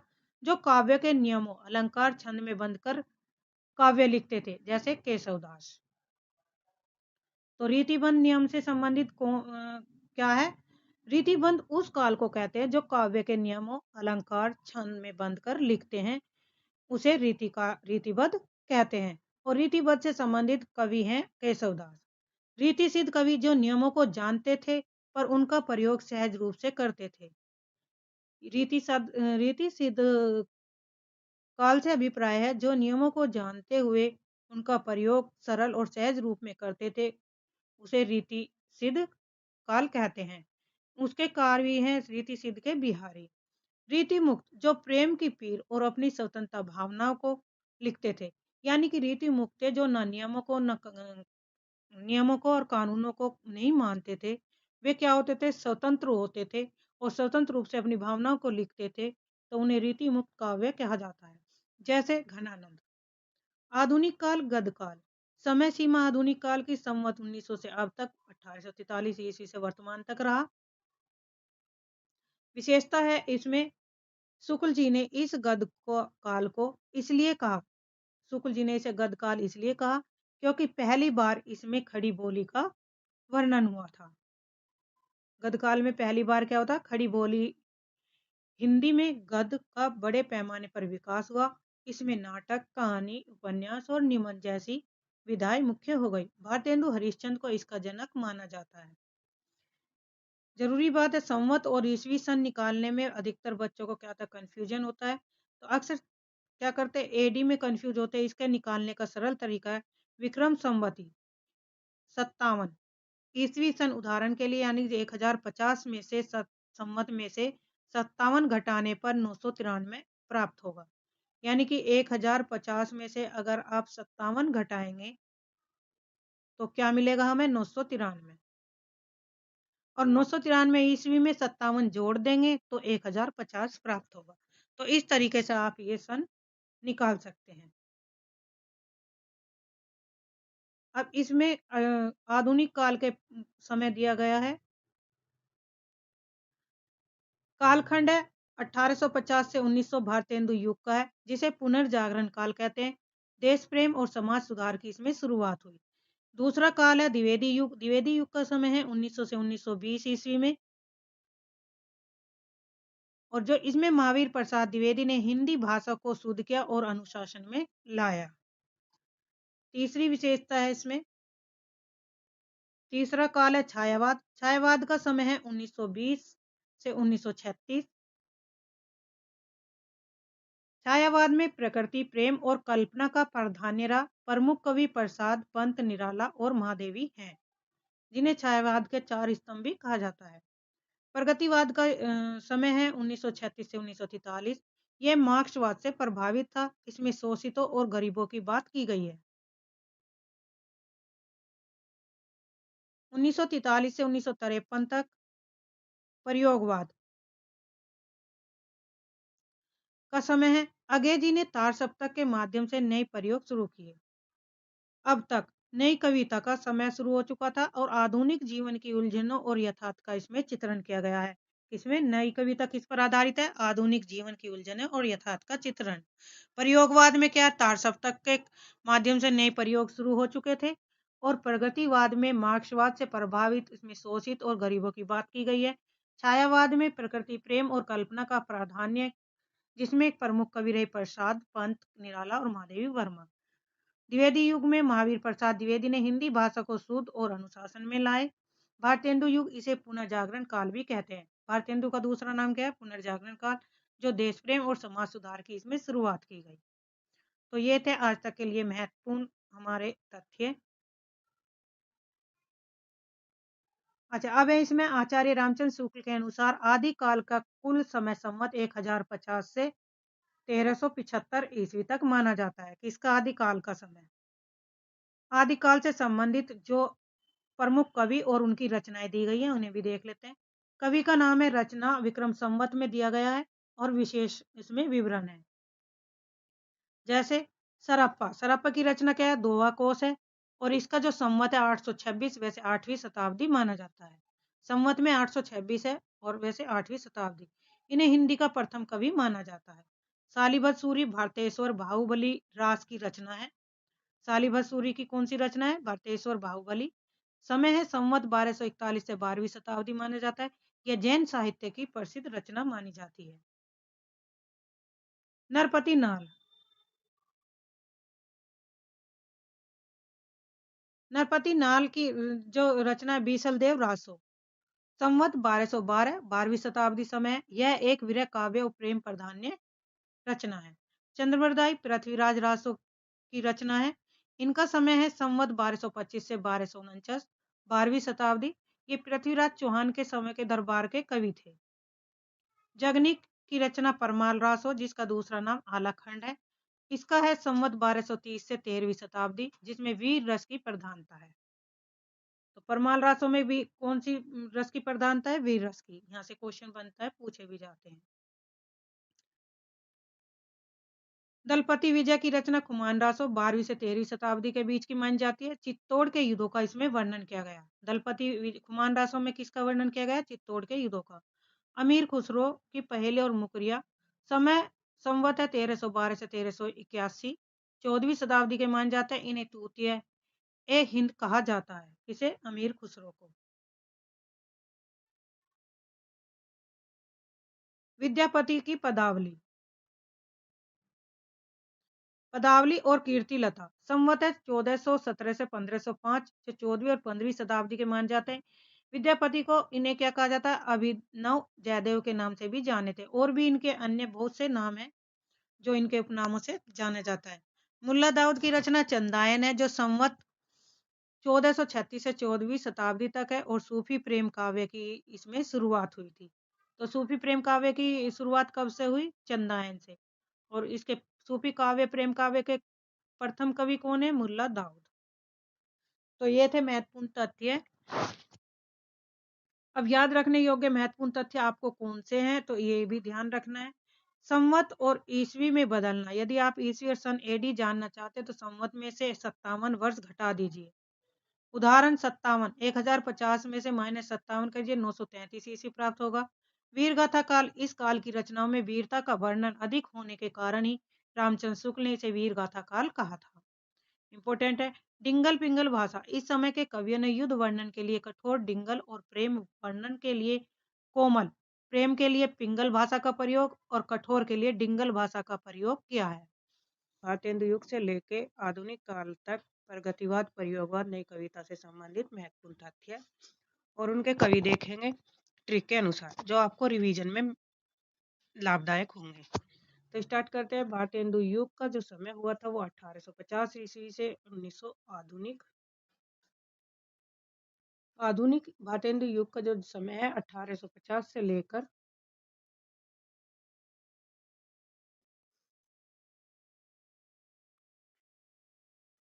1850 से लेकर 1900 ईस्वी तक माना जाता है। आधुनिक हिंदी साहित्य का प्रवेश द्वार भी माना जाता है किसे? भारतेंदु युग को। शॉर्ट ट्रिक से याद करेंगे। भारतेंदु युग के कवि भारत के बद्री प्रताप जगमोहन की अंबिका है। भारत के बद्री प्रताप है और जगमोहन की अंबिका, ये इनकी यहाँ पे रचना दी गई है। भारत से भारतेंदु हरिश्चंद्र कवि का पूरा नाम और मुख्य जानकारी। भारत से भारतेंदु हरिश्चंद्र, हरिश्चंद्र को इस युग के प्रवर्तक और हिंदी नवजागरण के अग्रदूत के रूप में जाना जाता है। महत्वपूर्ण तथ्य है। बद्रीनाथ, बद्री से बद्री नारायण चौधरी प्रेमधन, इन्होंने आनंद कानमनी नामक पत्रिका के संपादक थे। प्रताप प्रताप नारायण मिश्र ब्राह्मण पथ के संपादक और कानपुर के प्रसिद्ध कवि थे हुए। कानपुर के प्रसिद्ध कवि कौन थे? प्रताप नारायण मिश्र। जगमोहन ठाकुर जगमोहन सिंह जो प्रकृति चित्रण के लिए प्रसिद्ध रचना इनकी क्या है? ठाकुर जगमोहन सिंह क्या है? प्रकृति चित्रण के लिए प्रसिद्ध है और इनकी जो रचना है वो है श्यामा स्वप्न।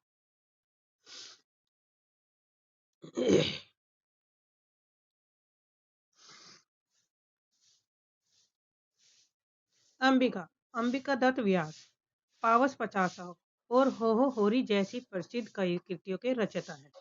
कुछ अन्य महत्वपूर्ण तथ्य, इसके अलावा इस युग में कुछ और भी महत्वपूर्ण नाम है जिन्हें आपको याद रखना चाहिए। जैसे है राधाचरण गोस्वामी, इन्होंने यमक सतसई नामक रचना की। राधा कृष्ण दास भारतेंदु जी के फुफेरे भाई देश दशा के लेखक हैं।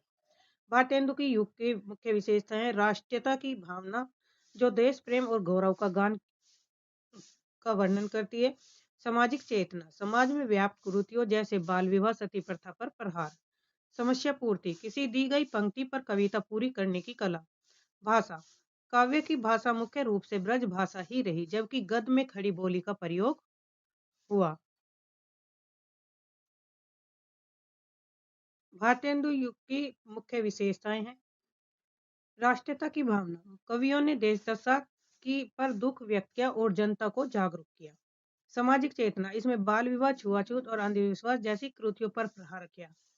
हास्य व्यंग अपनी बात को प्रभावी ढंग से कहने के लिए व्यंग का सहारा लिया गया जैसे प्रताप नारायण मिश्र की रचनाएं हैं।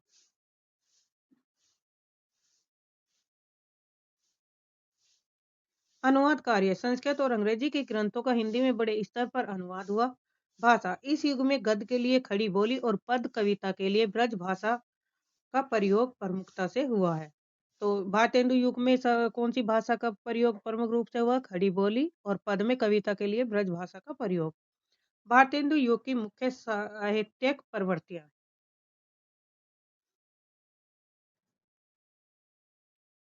साहित्यिक रूप से जो प्रवृत्तियां रही हैं वो इस प्रकार है। राष्ट्रीयता की भावना इस युग में कवियों ने देश प्रेम कूट कूट कर भरा था और उन्होंने अंग्रेजों के शोषण और भारतीय जनता की गरीबी पर खुलकर लिखा। उदाहरण भारतेंदु ने लिखा अंग्रेज राज सुख साज सजे सब भारी पेधन विदेश चली जात ये अति ख्वारी। अंग्रेज राज सुख साज सजे सब भारी पेधन विदेश चली जात ये अति ख्वारी। तो ये पंक्तियां किसकी हैं? भारतेंदु हरिश्चंद्र की। सामाजिक चेतना कवियों ने समाज में फैली कुरीति जैसे छुआछूत बाल विवाह सती प्रथा और विधवाओं की दयनीय स्थिति पर प्रहार किया और समाज सुधार इस काल के साहित्य मुख्य उद्देश्य थे। साहित्य के मुख्य उद्देश्य क्या क्या थे? छुआछूत बाल विवाह सती प्रथा विधवाओं की दयनीय स्थिति पर प्रहार। हास्य व्यंग अपनी बात को निडरता से कहने के लिए लेखकों ने व्यंग का सहारा लिया, सरकारी नीतियों और सामाजिक पाखंडों पर तीखे कटाक्ष किए। प्रताप नारायण मिश्र, भारतेंदु इसमें सबसे आगे रहे। तो हास्य व्यंग में सबसे प्रमुख कवि कौन से रहे? प्रताप नारायण मिश्र और भारतेंदु हरिश्चंद्र। श्रृंगारिकता और भक्ति, हालांकि यह युग आधुनिक युग था, फिर भी रीतिकाल का प्रभाव पूरी तरह खत्म नहीं हुआ था। कवियों ने राधा कृष्ण की भक्ति और श्रृंगारिक रचनाएं भी की, लेकिन उनमें अब रीति जैसी प्रदर्शन नहीं, बल्कि हृदय की व्याकुलता थी। प्रकृति चित्रण, इस युग के कवियों ने प्रकृति का बहुत सुंदर और स्वाभाविक चित्रण किया।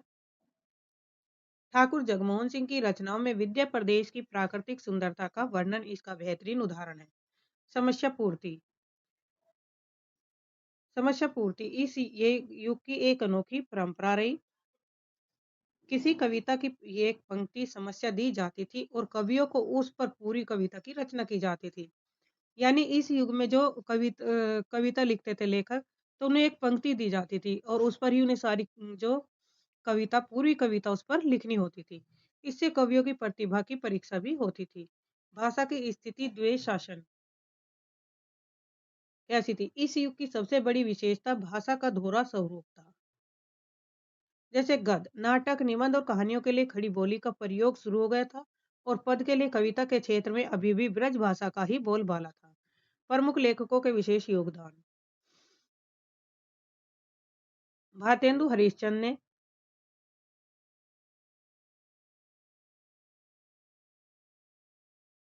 इन्हें हिंदी गद्य का जनक कहा जाता है। किसे? भारतेंदु हरिश्चंद्र को हिंदी गद्य का जनक कहा जाता है।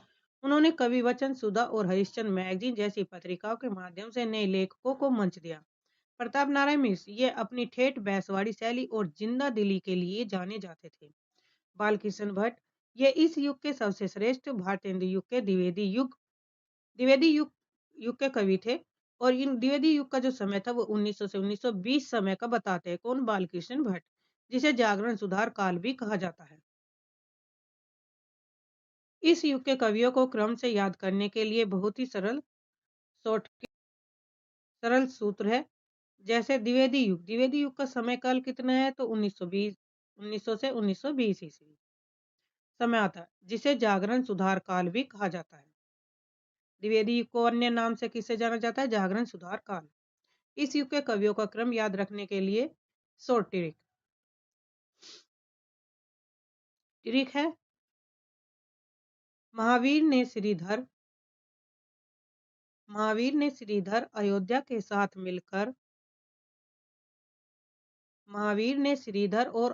साथ मिलकर मैथिली, राम और गया का मान बढ़ाया। 2-3 बार पढ़ेंगे तो ये याद हो जाएंगी। अब यहाँ पे देखते हैं ट्रिक कैसे बनी है। महावीर से महावीर प्रसाद द्विवेदी, श्रीधर से श्रीधर पाठक, अयोध्या से अयोध्या सिंह उपाध्याय हरिओद, मैथिली से मैथिली शरणगुप्त, रामचरित से रामचरित उपाध्याय, गया से गया प्रसाद सुख सनेई, मान से लोचन प्रसाद पांडे। प्रमुख कवि और उनकी प्रसिद्ध कविताएं रचनाएं यहाँ पे दिया गया है। कविताओं की विशेषता भी है। जन्म वर्ष है, प्रसिद्ध कविताएं हैं और विशेष तथ्य यानी कि इन कविताओं की विषय वस्तु क्या है। महावीर प्रसाद का जन्म 1864 ईस्वी में। इनकी प्रसिद्ध रचना काव्य मंजूषा, सुमन, कन्या कुंज, इन्हीं के नाम पर इस युग का नाम भी पड़ा। किसके नाम पर? महावीर प्रसाद द्विवेदी के। श्रीधर पाठक का जन्म 1859 ईस्वी में। एकांतवासी योगी इनकी रचना है। उजड़ ग्राम, श्रांत पथिक, श्रांत पथिक, इन्हें स्वच्छंदतावाद का प्रवर्तक माना जाता है। किसे स्वच्छंदतावाद का प्रवर्तक माना जाता है? श्रीधर पाठक को। अयोध्या सिंह उपाध्याय हरिओद 1865 ईस्वी में। प्रिय परवास वैदेही और वनवास चोखे चौबदे इनकी प्रसिद्ध रचना है। प्रियवश खड़ी बोली का प्रथम महाकाव्य माना जाता है। मैथिली गुप्त का जन्म 1886 ईस्वी में। साकेत इनकी रचना है। भारत भारती, यशोधरा, जयद्रथ वध, इन्हें राष्ट्रकवि कहा जाता है। राष्ट्रकवि किस कवि को कहा जाता है? मैथिली गुप्त को। रामचरित उपाध्याय 1872 ईस्वी में। रामचरित चिंतामणि ये सूक्ति संग्रह के लिए प्रसिद्ध थे और रामचरित चिंतामणि कैसा काव्य है? महाकाव्य माना जाता है। रामचरित उपाध्याय को क्या कहा जाता है? सूक्ति संग्रह के लिए प्रसिद्ध कवि। गया प्रसाद शुक्ल सनेही 1883 ईस्वी में। इनकी रचना है कृषक क्रंदन, प्रेम, पचीसी, राष्ट्रीय वीणा। और गया प्रसाद शुक्ल को त्रिशूल उपनाम से भी अपनी कविताएं लिखते थे। गया प्रसाद कवि जो स्नेही जो हैं वे किस उपनाम से लिखते थे? त्रिशूल उपनाम से कविताएं लिखते थे। यहाँ से क्वेश्चन बनते हैं, इंपोर्टेंट है, रिवीजन करके जाइए पेपर में। द्विवेदी युग की खास बातें। भाषा सुधार। इस युग में महावीर प्रसाद द्विवेदी ने सरस्वती पत्रिका के माध्यम से कविता की भाषा को ब्रजभाषा से हटाकर खड़ी बोली के रूप में स्थापित किया। अनुशासन। कविता में व्याकरण की शुद्धता और विराम चिन्हों के प्रयोग पर जोर दिया गया। इतिवृत्तात्मकता, ये क्या है? ये विशेषताएं हैं द्विवेदी युग की। इस युग की कविताओं में उपदेश देने और वर्णन करने की प्रवृत्ति अधिक रही। देश प्रेम। भारत भारती जैसी रचनाओं ने स्वाधीनता आंदोलन में प्राण फूंक दिए। द्विवेदी युग के प्रवर्तक आचार्य महावीर प्रसाद द्विवेदी और उनकी पत्रिका सरस्वती का हिंदी साहित्य में वही स्थान है जो किसी भवन की नींव डालता है। द्विवेदी युग के प्रवर्तक आचार्य महावीर प्रसाद द्विवेदी और उनकी पत्रिका सरस्वती का हिंदी साहित्य में वही स्थान है जो किसी भवन की नींव डालता होता है। उन्होंने हिंदी भाषा को गंवारू रूप से निकालकर एक साहित्यिक भाषा बनाया। महावीर प्रसाद द्विवेदी और सरस्वती पत्रिका के योगदान का विस्तृत विवरण है। तो क्वेश्चन बन सकता है या मेन में भी और प्री में भी। सरस्वती पत्रिका हिंदी साहित्य का एक प्रकाश स्तंभ माना जाता है। स्थापना। इस सरस्वती पत्रिका की स्थापना कब हुई? इस पत्रिका की स्थापना 1900 ईस्वी में चिंतामणि घोष द्वारा इलाहाबाद प्रयाग में की गई। तो सबसे पहले सरस्वती की स्थापना 1900 ईस्वी में हुई और सब जो इसके संपादक बने थे वे कौन थे? चिंतामणि घोष। कहाँ पर हुई थी? इलाहाबाद में। नेक्स्ट है संपादन। आचार्य द्विवेदी जी ने इसका संपादन कार्य 1903 ईस्वी में संभाला और 1920 ईस्वी तक लगातार 17 वर्षों तक इसके संपादक रहे। सरस्वती पत्रिका के उद्देश्य थे हिंदी भाषा का परिमार्जन, शुद्धिकरण करना और ज्ञान विज्ञान का प्रचार करना इसका उद्देश्य था। महावीर प्रसाद द्विवेदी का भाषा सुधार योगदान। द्विवेदी जी पहले हिंदी में व्याकरण की बहुत गलतियां होती थी। उन्होंने सरस्वती के माध्यम से निम्नलिखित सुधार किए, जैसे खड़ी बोली की प्रतिष्ठा। भारतेंदु युग में भारतेंदु युग तक कविता ब्रज भाषा में होती थी। द्विवेदी जी ने जिद की कि अब कविता भी खड़ी बोली में होनी चाहिए। उन्होंने कवियों को ब्रज भाषा छोड़कर खड़ी बोली अपनाने के लिए प्रेरित किया। तो खड़ी बोली अपनाने के लिए प्रेरित किसने किया था? महावीर प्रसाद द्विवेदी ने। व्याकरण की शुद्धता। वे लेखकों की रचना की वर्तनी और व्याकरण खुद ठीक करते थे। उन्होंने भाषा को व्यवस्थित और मानक रूप दिया। विषय विस्तार। उन्होंने कहा कि कविता केवल नायिका भेद और श्रृंगार पर नहीं होनी चाहिए। उनके अनुसार चींटी से लेकर हाथी पर्यंत और भिक्षुक से लेकर राजा पर्यंत किसी भी विषय पर कविता लिखी जा सकती है।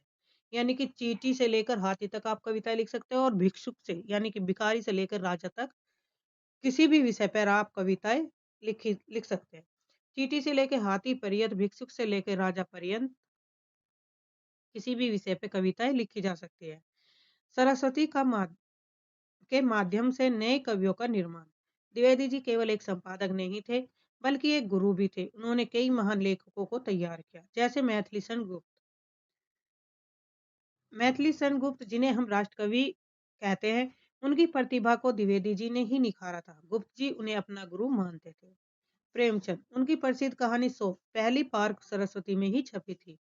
अयोध्या सिंह उपाध्याय हरिओद। उन्हें खड़ी बोली में महाकाव्य लिखने के लिए द्विवेदी जी ने ही प्रोत्साहित किया था।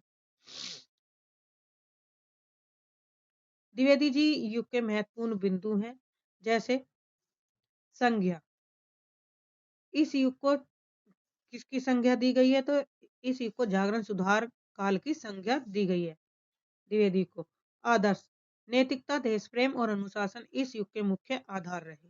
द्विवेदी युग के मुख्य आदर्श क्या था? आदर्श थे। आदर्श में नैतिकता, देश प्रेम, अनुशासन और इस युग के मुख्य आधार। महान उपलब्धि रही इस युग की। प्रिय प्रवास। खड़ी बोली का प्रथम महाकाव्य इसी युग की देन है। गद पद का समन्वय। द्विवेदी जी ने गद्य और पद्य दोनों की भाषा एक खड़ी बोली में कर दी। विशेष नोट, आचार्य रामचंद्र शुक्ल ने कहा था कि यदि द्विवेदी जी न आते तो हिंदी गद्य की भाषा अस्त व्यस्त ही रह जाती। वेरी वेरी इंपॉर्टेंट है। आचार्य रामचंद्र शुक्ल का यह कथन है, परीक्षा में कई बार पूछा जा चुका है। द्विवेदी युग के बाद हिंदी साहित्य का सबसे स्वर्णकाल छायावाद 1918 से 1936 माना जाता है। इस युग को याद रखने के लिए और इसके 4 मुख्य स्तंभों को समझने के लिए यहाँ जानकारी दी गई है। छायावाद की ट्रिक है प्रसाद की ममता पंत महादेवी निराला है। प्रसाद की ममता पंत महादेवी निराला है। प्रसाद से जयशंकर प्रसाद, प्रसाद से जयशंकर प्रसाद, पंत से सुमित्रा नंदन पंत, महादेवी से महादेवी वर्मा, निराला से सूर्यकांत त्रिपाठी निराला। प्रमुख कवि और उनकी कालजयी रचना। जयशंकर प्रसाद की प्रमुख रचना है कामायनी, जो एक महाकाव्य है, और दूसरी आंसू लहर झरना। जयशंकर प्रसाद को छायावाद का ब्रह्मा भी कहा जाता है। मुख्य रचनाओं में कामायनी, आंसू लहर झरना है। सूर्यकांत त्रिपाठी निराला, इनको छायावाद का महेश यानी कि रुद्र के रूप में जाना जाता है। जयशंकर प्रसाद को ब्रह्मा के रूप में और सूर्यकांत त्रिपाठी निराला को महेश रुद्र के रूप में। इनकी प्रसिद्ध रचना है अनामिका, परिमल, तुलसीदास, सरोज स्मृति। सुमित्रा नंदन पंत प्रकृति के सुकुमार कवि वे पल्लव, गुंजन, वीणा और चिदम्बरा है। महादेवी वर्मा को आधुनिक मीरा कहा जाता है। नीरजा, निहार, रश्मि, सांध्या गीत, यामा। तो इसकी ट्रिक हो गई नीरनी। नी से नीरजा, र से रश्मि और नी से निहार, सांध्या गीत, यामा। नीरनी, साया।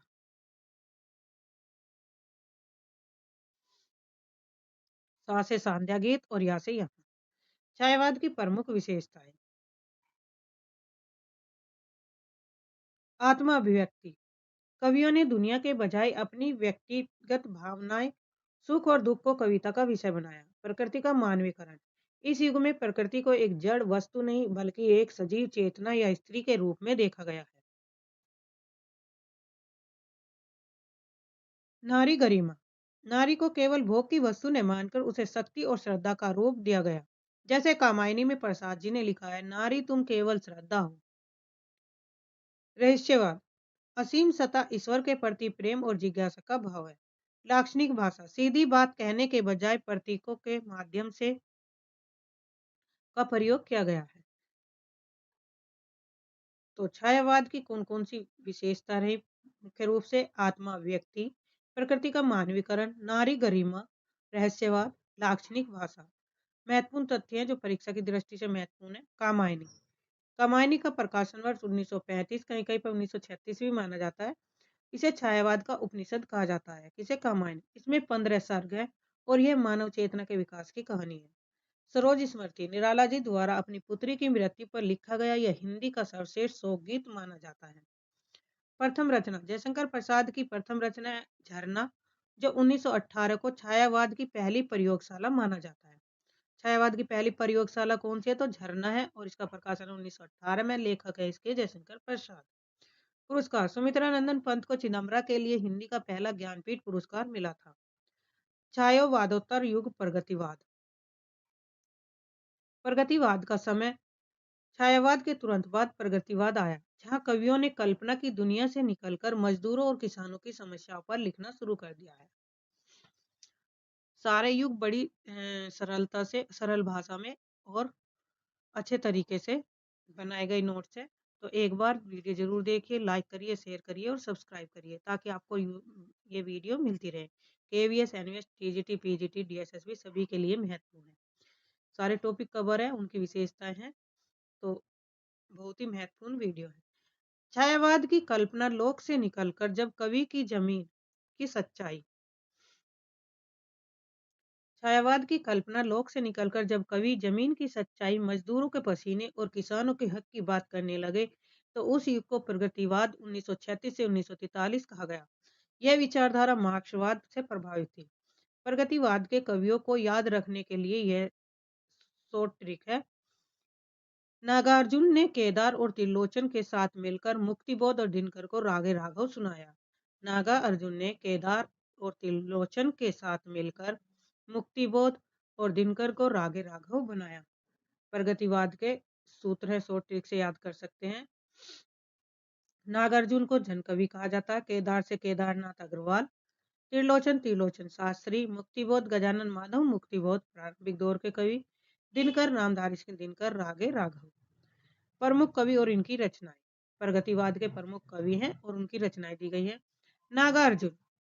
नागार्जुन को जनकवि या यात्री के नाम से के उपनाम और उपाधि दी गई है।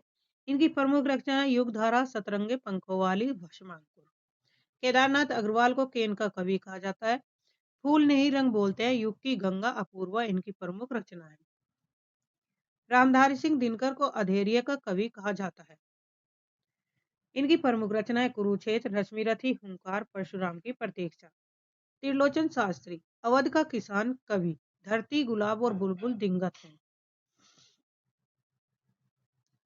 शिव मंगल सिंह सुमन हिलोल, जीवन के गान, प्रलय सर्जन, रागे राघव, अजय खंडर, मेधावी पांचाली। प्रमुख रचना है। प्रगतिवाद की मुख्य विशेषताएं। शोषकों के प्रति विद्रोह, पूंजीपतियों और जमींदारों के प्रति नफरत और उनके खिलाफ आवाज उठाना, मजदूरों और किसानों का गुणगान करना, पसीने की महक और खेतों की हरियाली को कविता का विषय बनाया गया। तीसरा है नारी का यथार्थ चित्रण। छायावाद की देवी यहाँ आकर हाड़ मास की वह स्त्री बनी जो खेतों में पत्थर तोड़ती है, जैसे निराला की कवि थी, वह पत्थर तोड़ती है।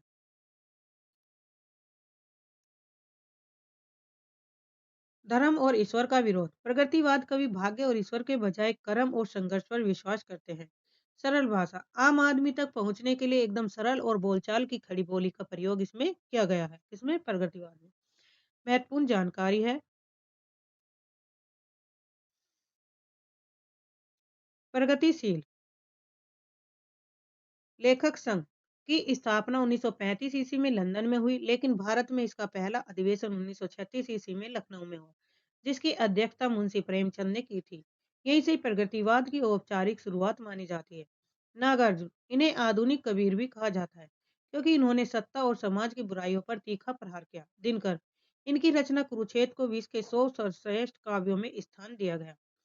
प्रगतिवाद के बाद प्रयोगवाद 1943 से 1953 का उदय हुआ, जिसकी शुरुआत अंग्रेजी ने तार सप्तक के माध्यम से की।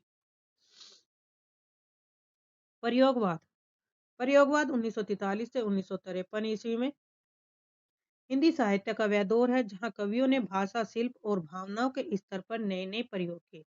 इसकी शुरुआत सच्चिदानंद हीरानंद वात्सल्य अगय द्वारा संपादित तार सप्तक 1943 ईस्वी में मानी जाती है। तार सप्तक में 7 कवि शामिल हैं जिन्हें याद रखना थोड़ा कठिन होता है, लेकिन इस शॉर्ट ट्रिक से हम इन्हें याद रख सकते हैं। जैसे प्रथम तार सप्तक 1943 ईस्वी के कवियों का सूत्र है, अमूने गिरा प्रभा में। एक ट्रिक तो ये है, अमूने गिरा प्रभा में, या अगय ने मुक्ति पाने के लिए नेमी गिरजा और भारत प्रभाकर के साथ राम के पास भेजा। या आप इस लाइन को याद कर लीजिए। ऐसे अमूने ऐसे अगे संपादक रहे। मुंह से मुक्तिबोध गजानन माधव मुक्तिबोध, ने से नेमीचंद जैन, गी से गिरजा कुमार माथुर, प्र से प्रभाकर माचवे,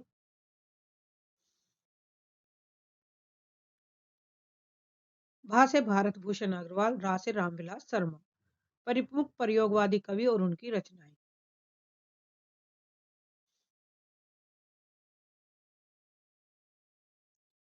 आगे आगे की प्रसिद्ध रचनाएं हैं आंगन के पार द्वार, हरी घास, छनवर और इत्यालम।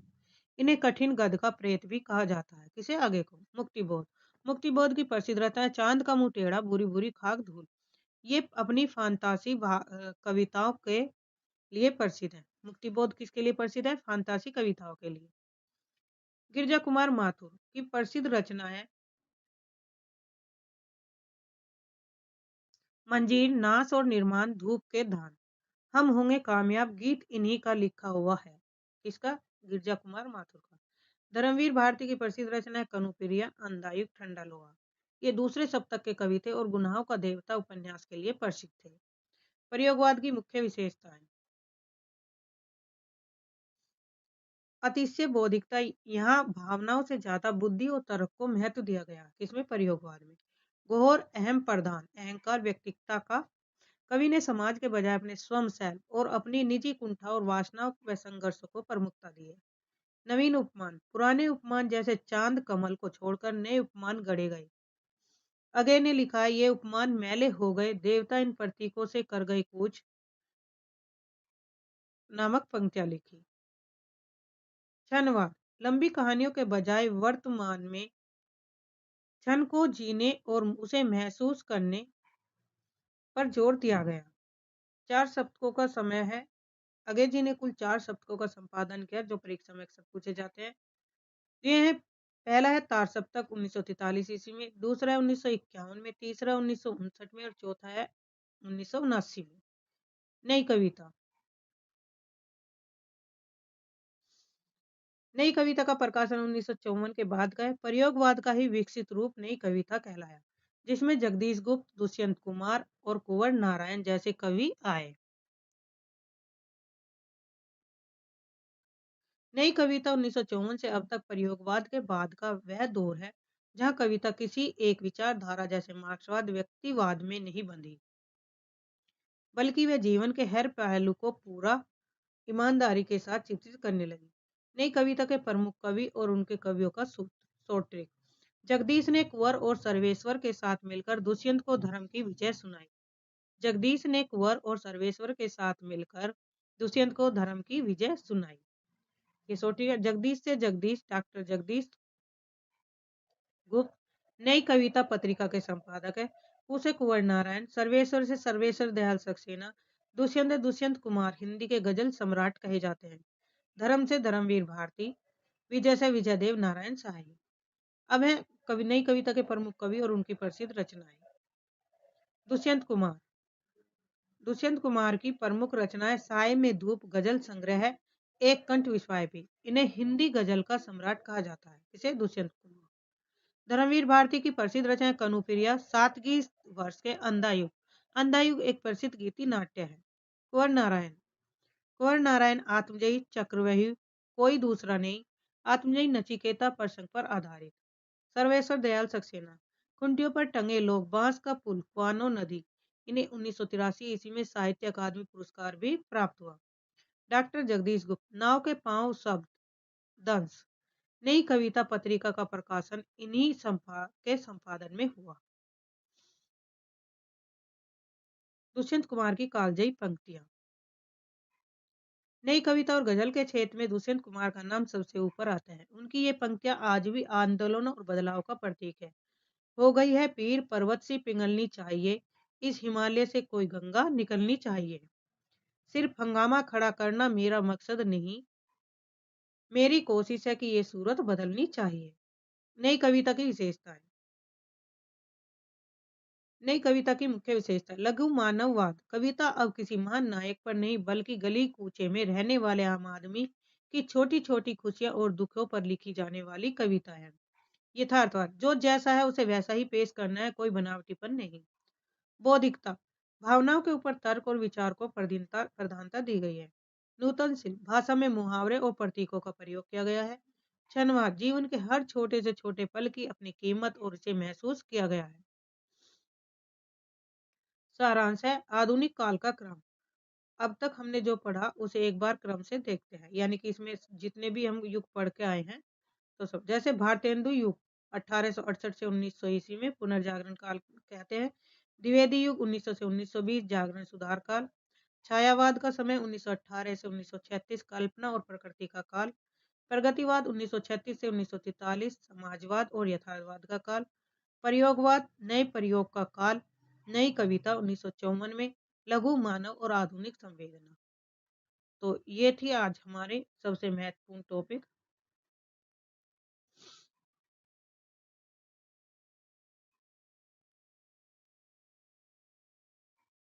तो चैनल को सब्सक्राइब करिए, लाइक करिए, शेयर करिए ताकि आपको समय पर नोटिफिकेशन मिलते रहे। और सभी परीक्षाओं के लिए महत्वपूर्ण है, आपकी कोई भी परीक्षा दे रहे हो, स्टेट की, यूजीसी नेट की, सभी के लिए।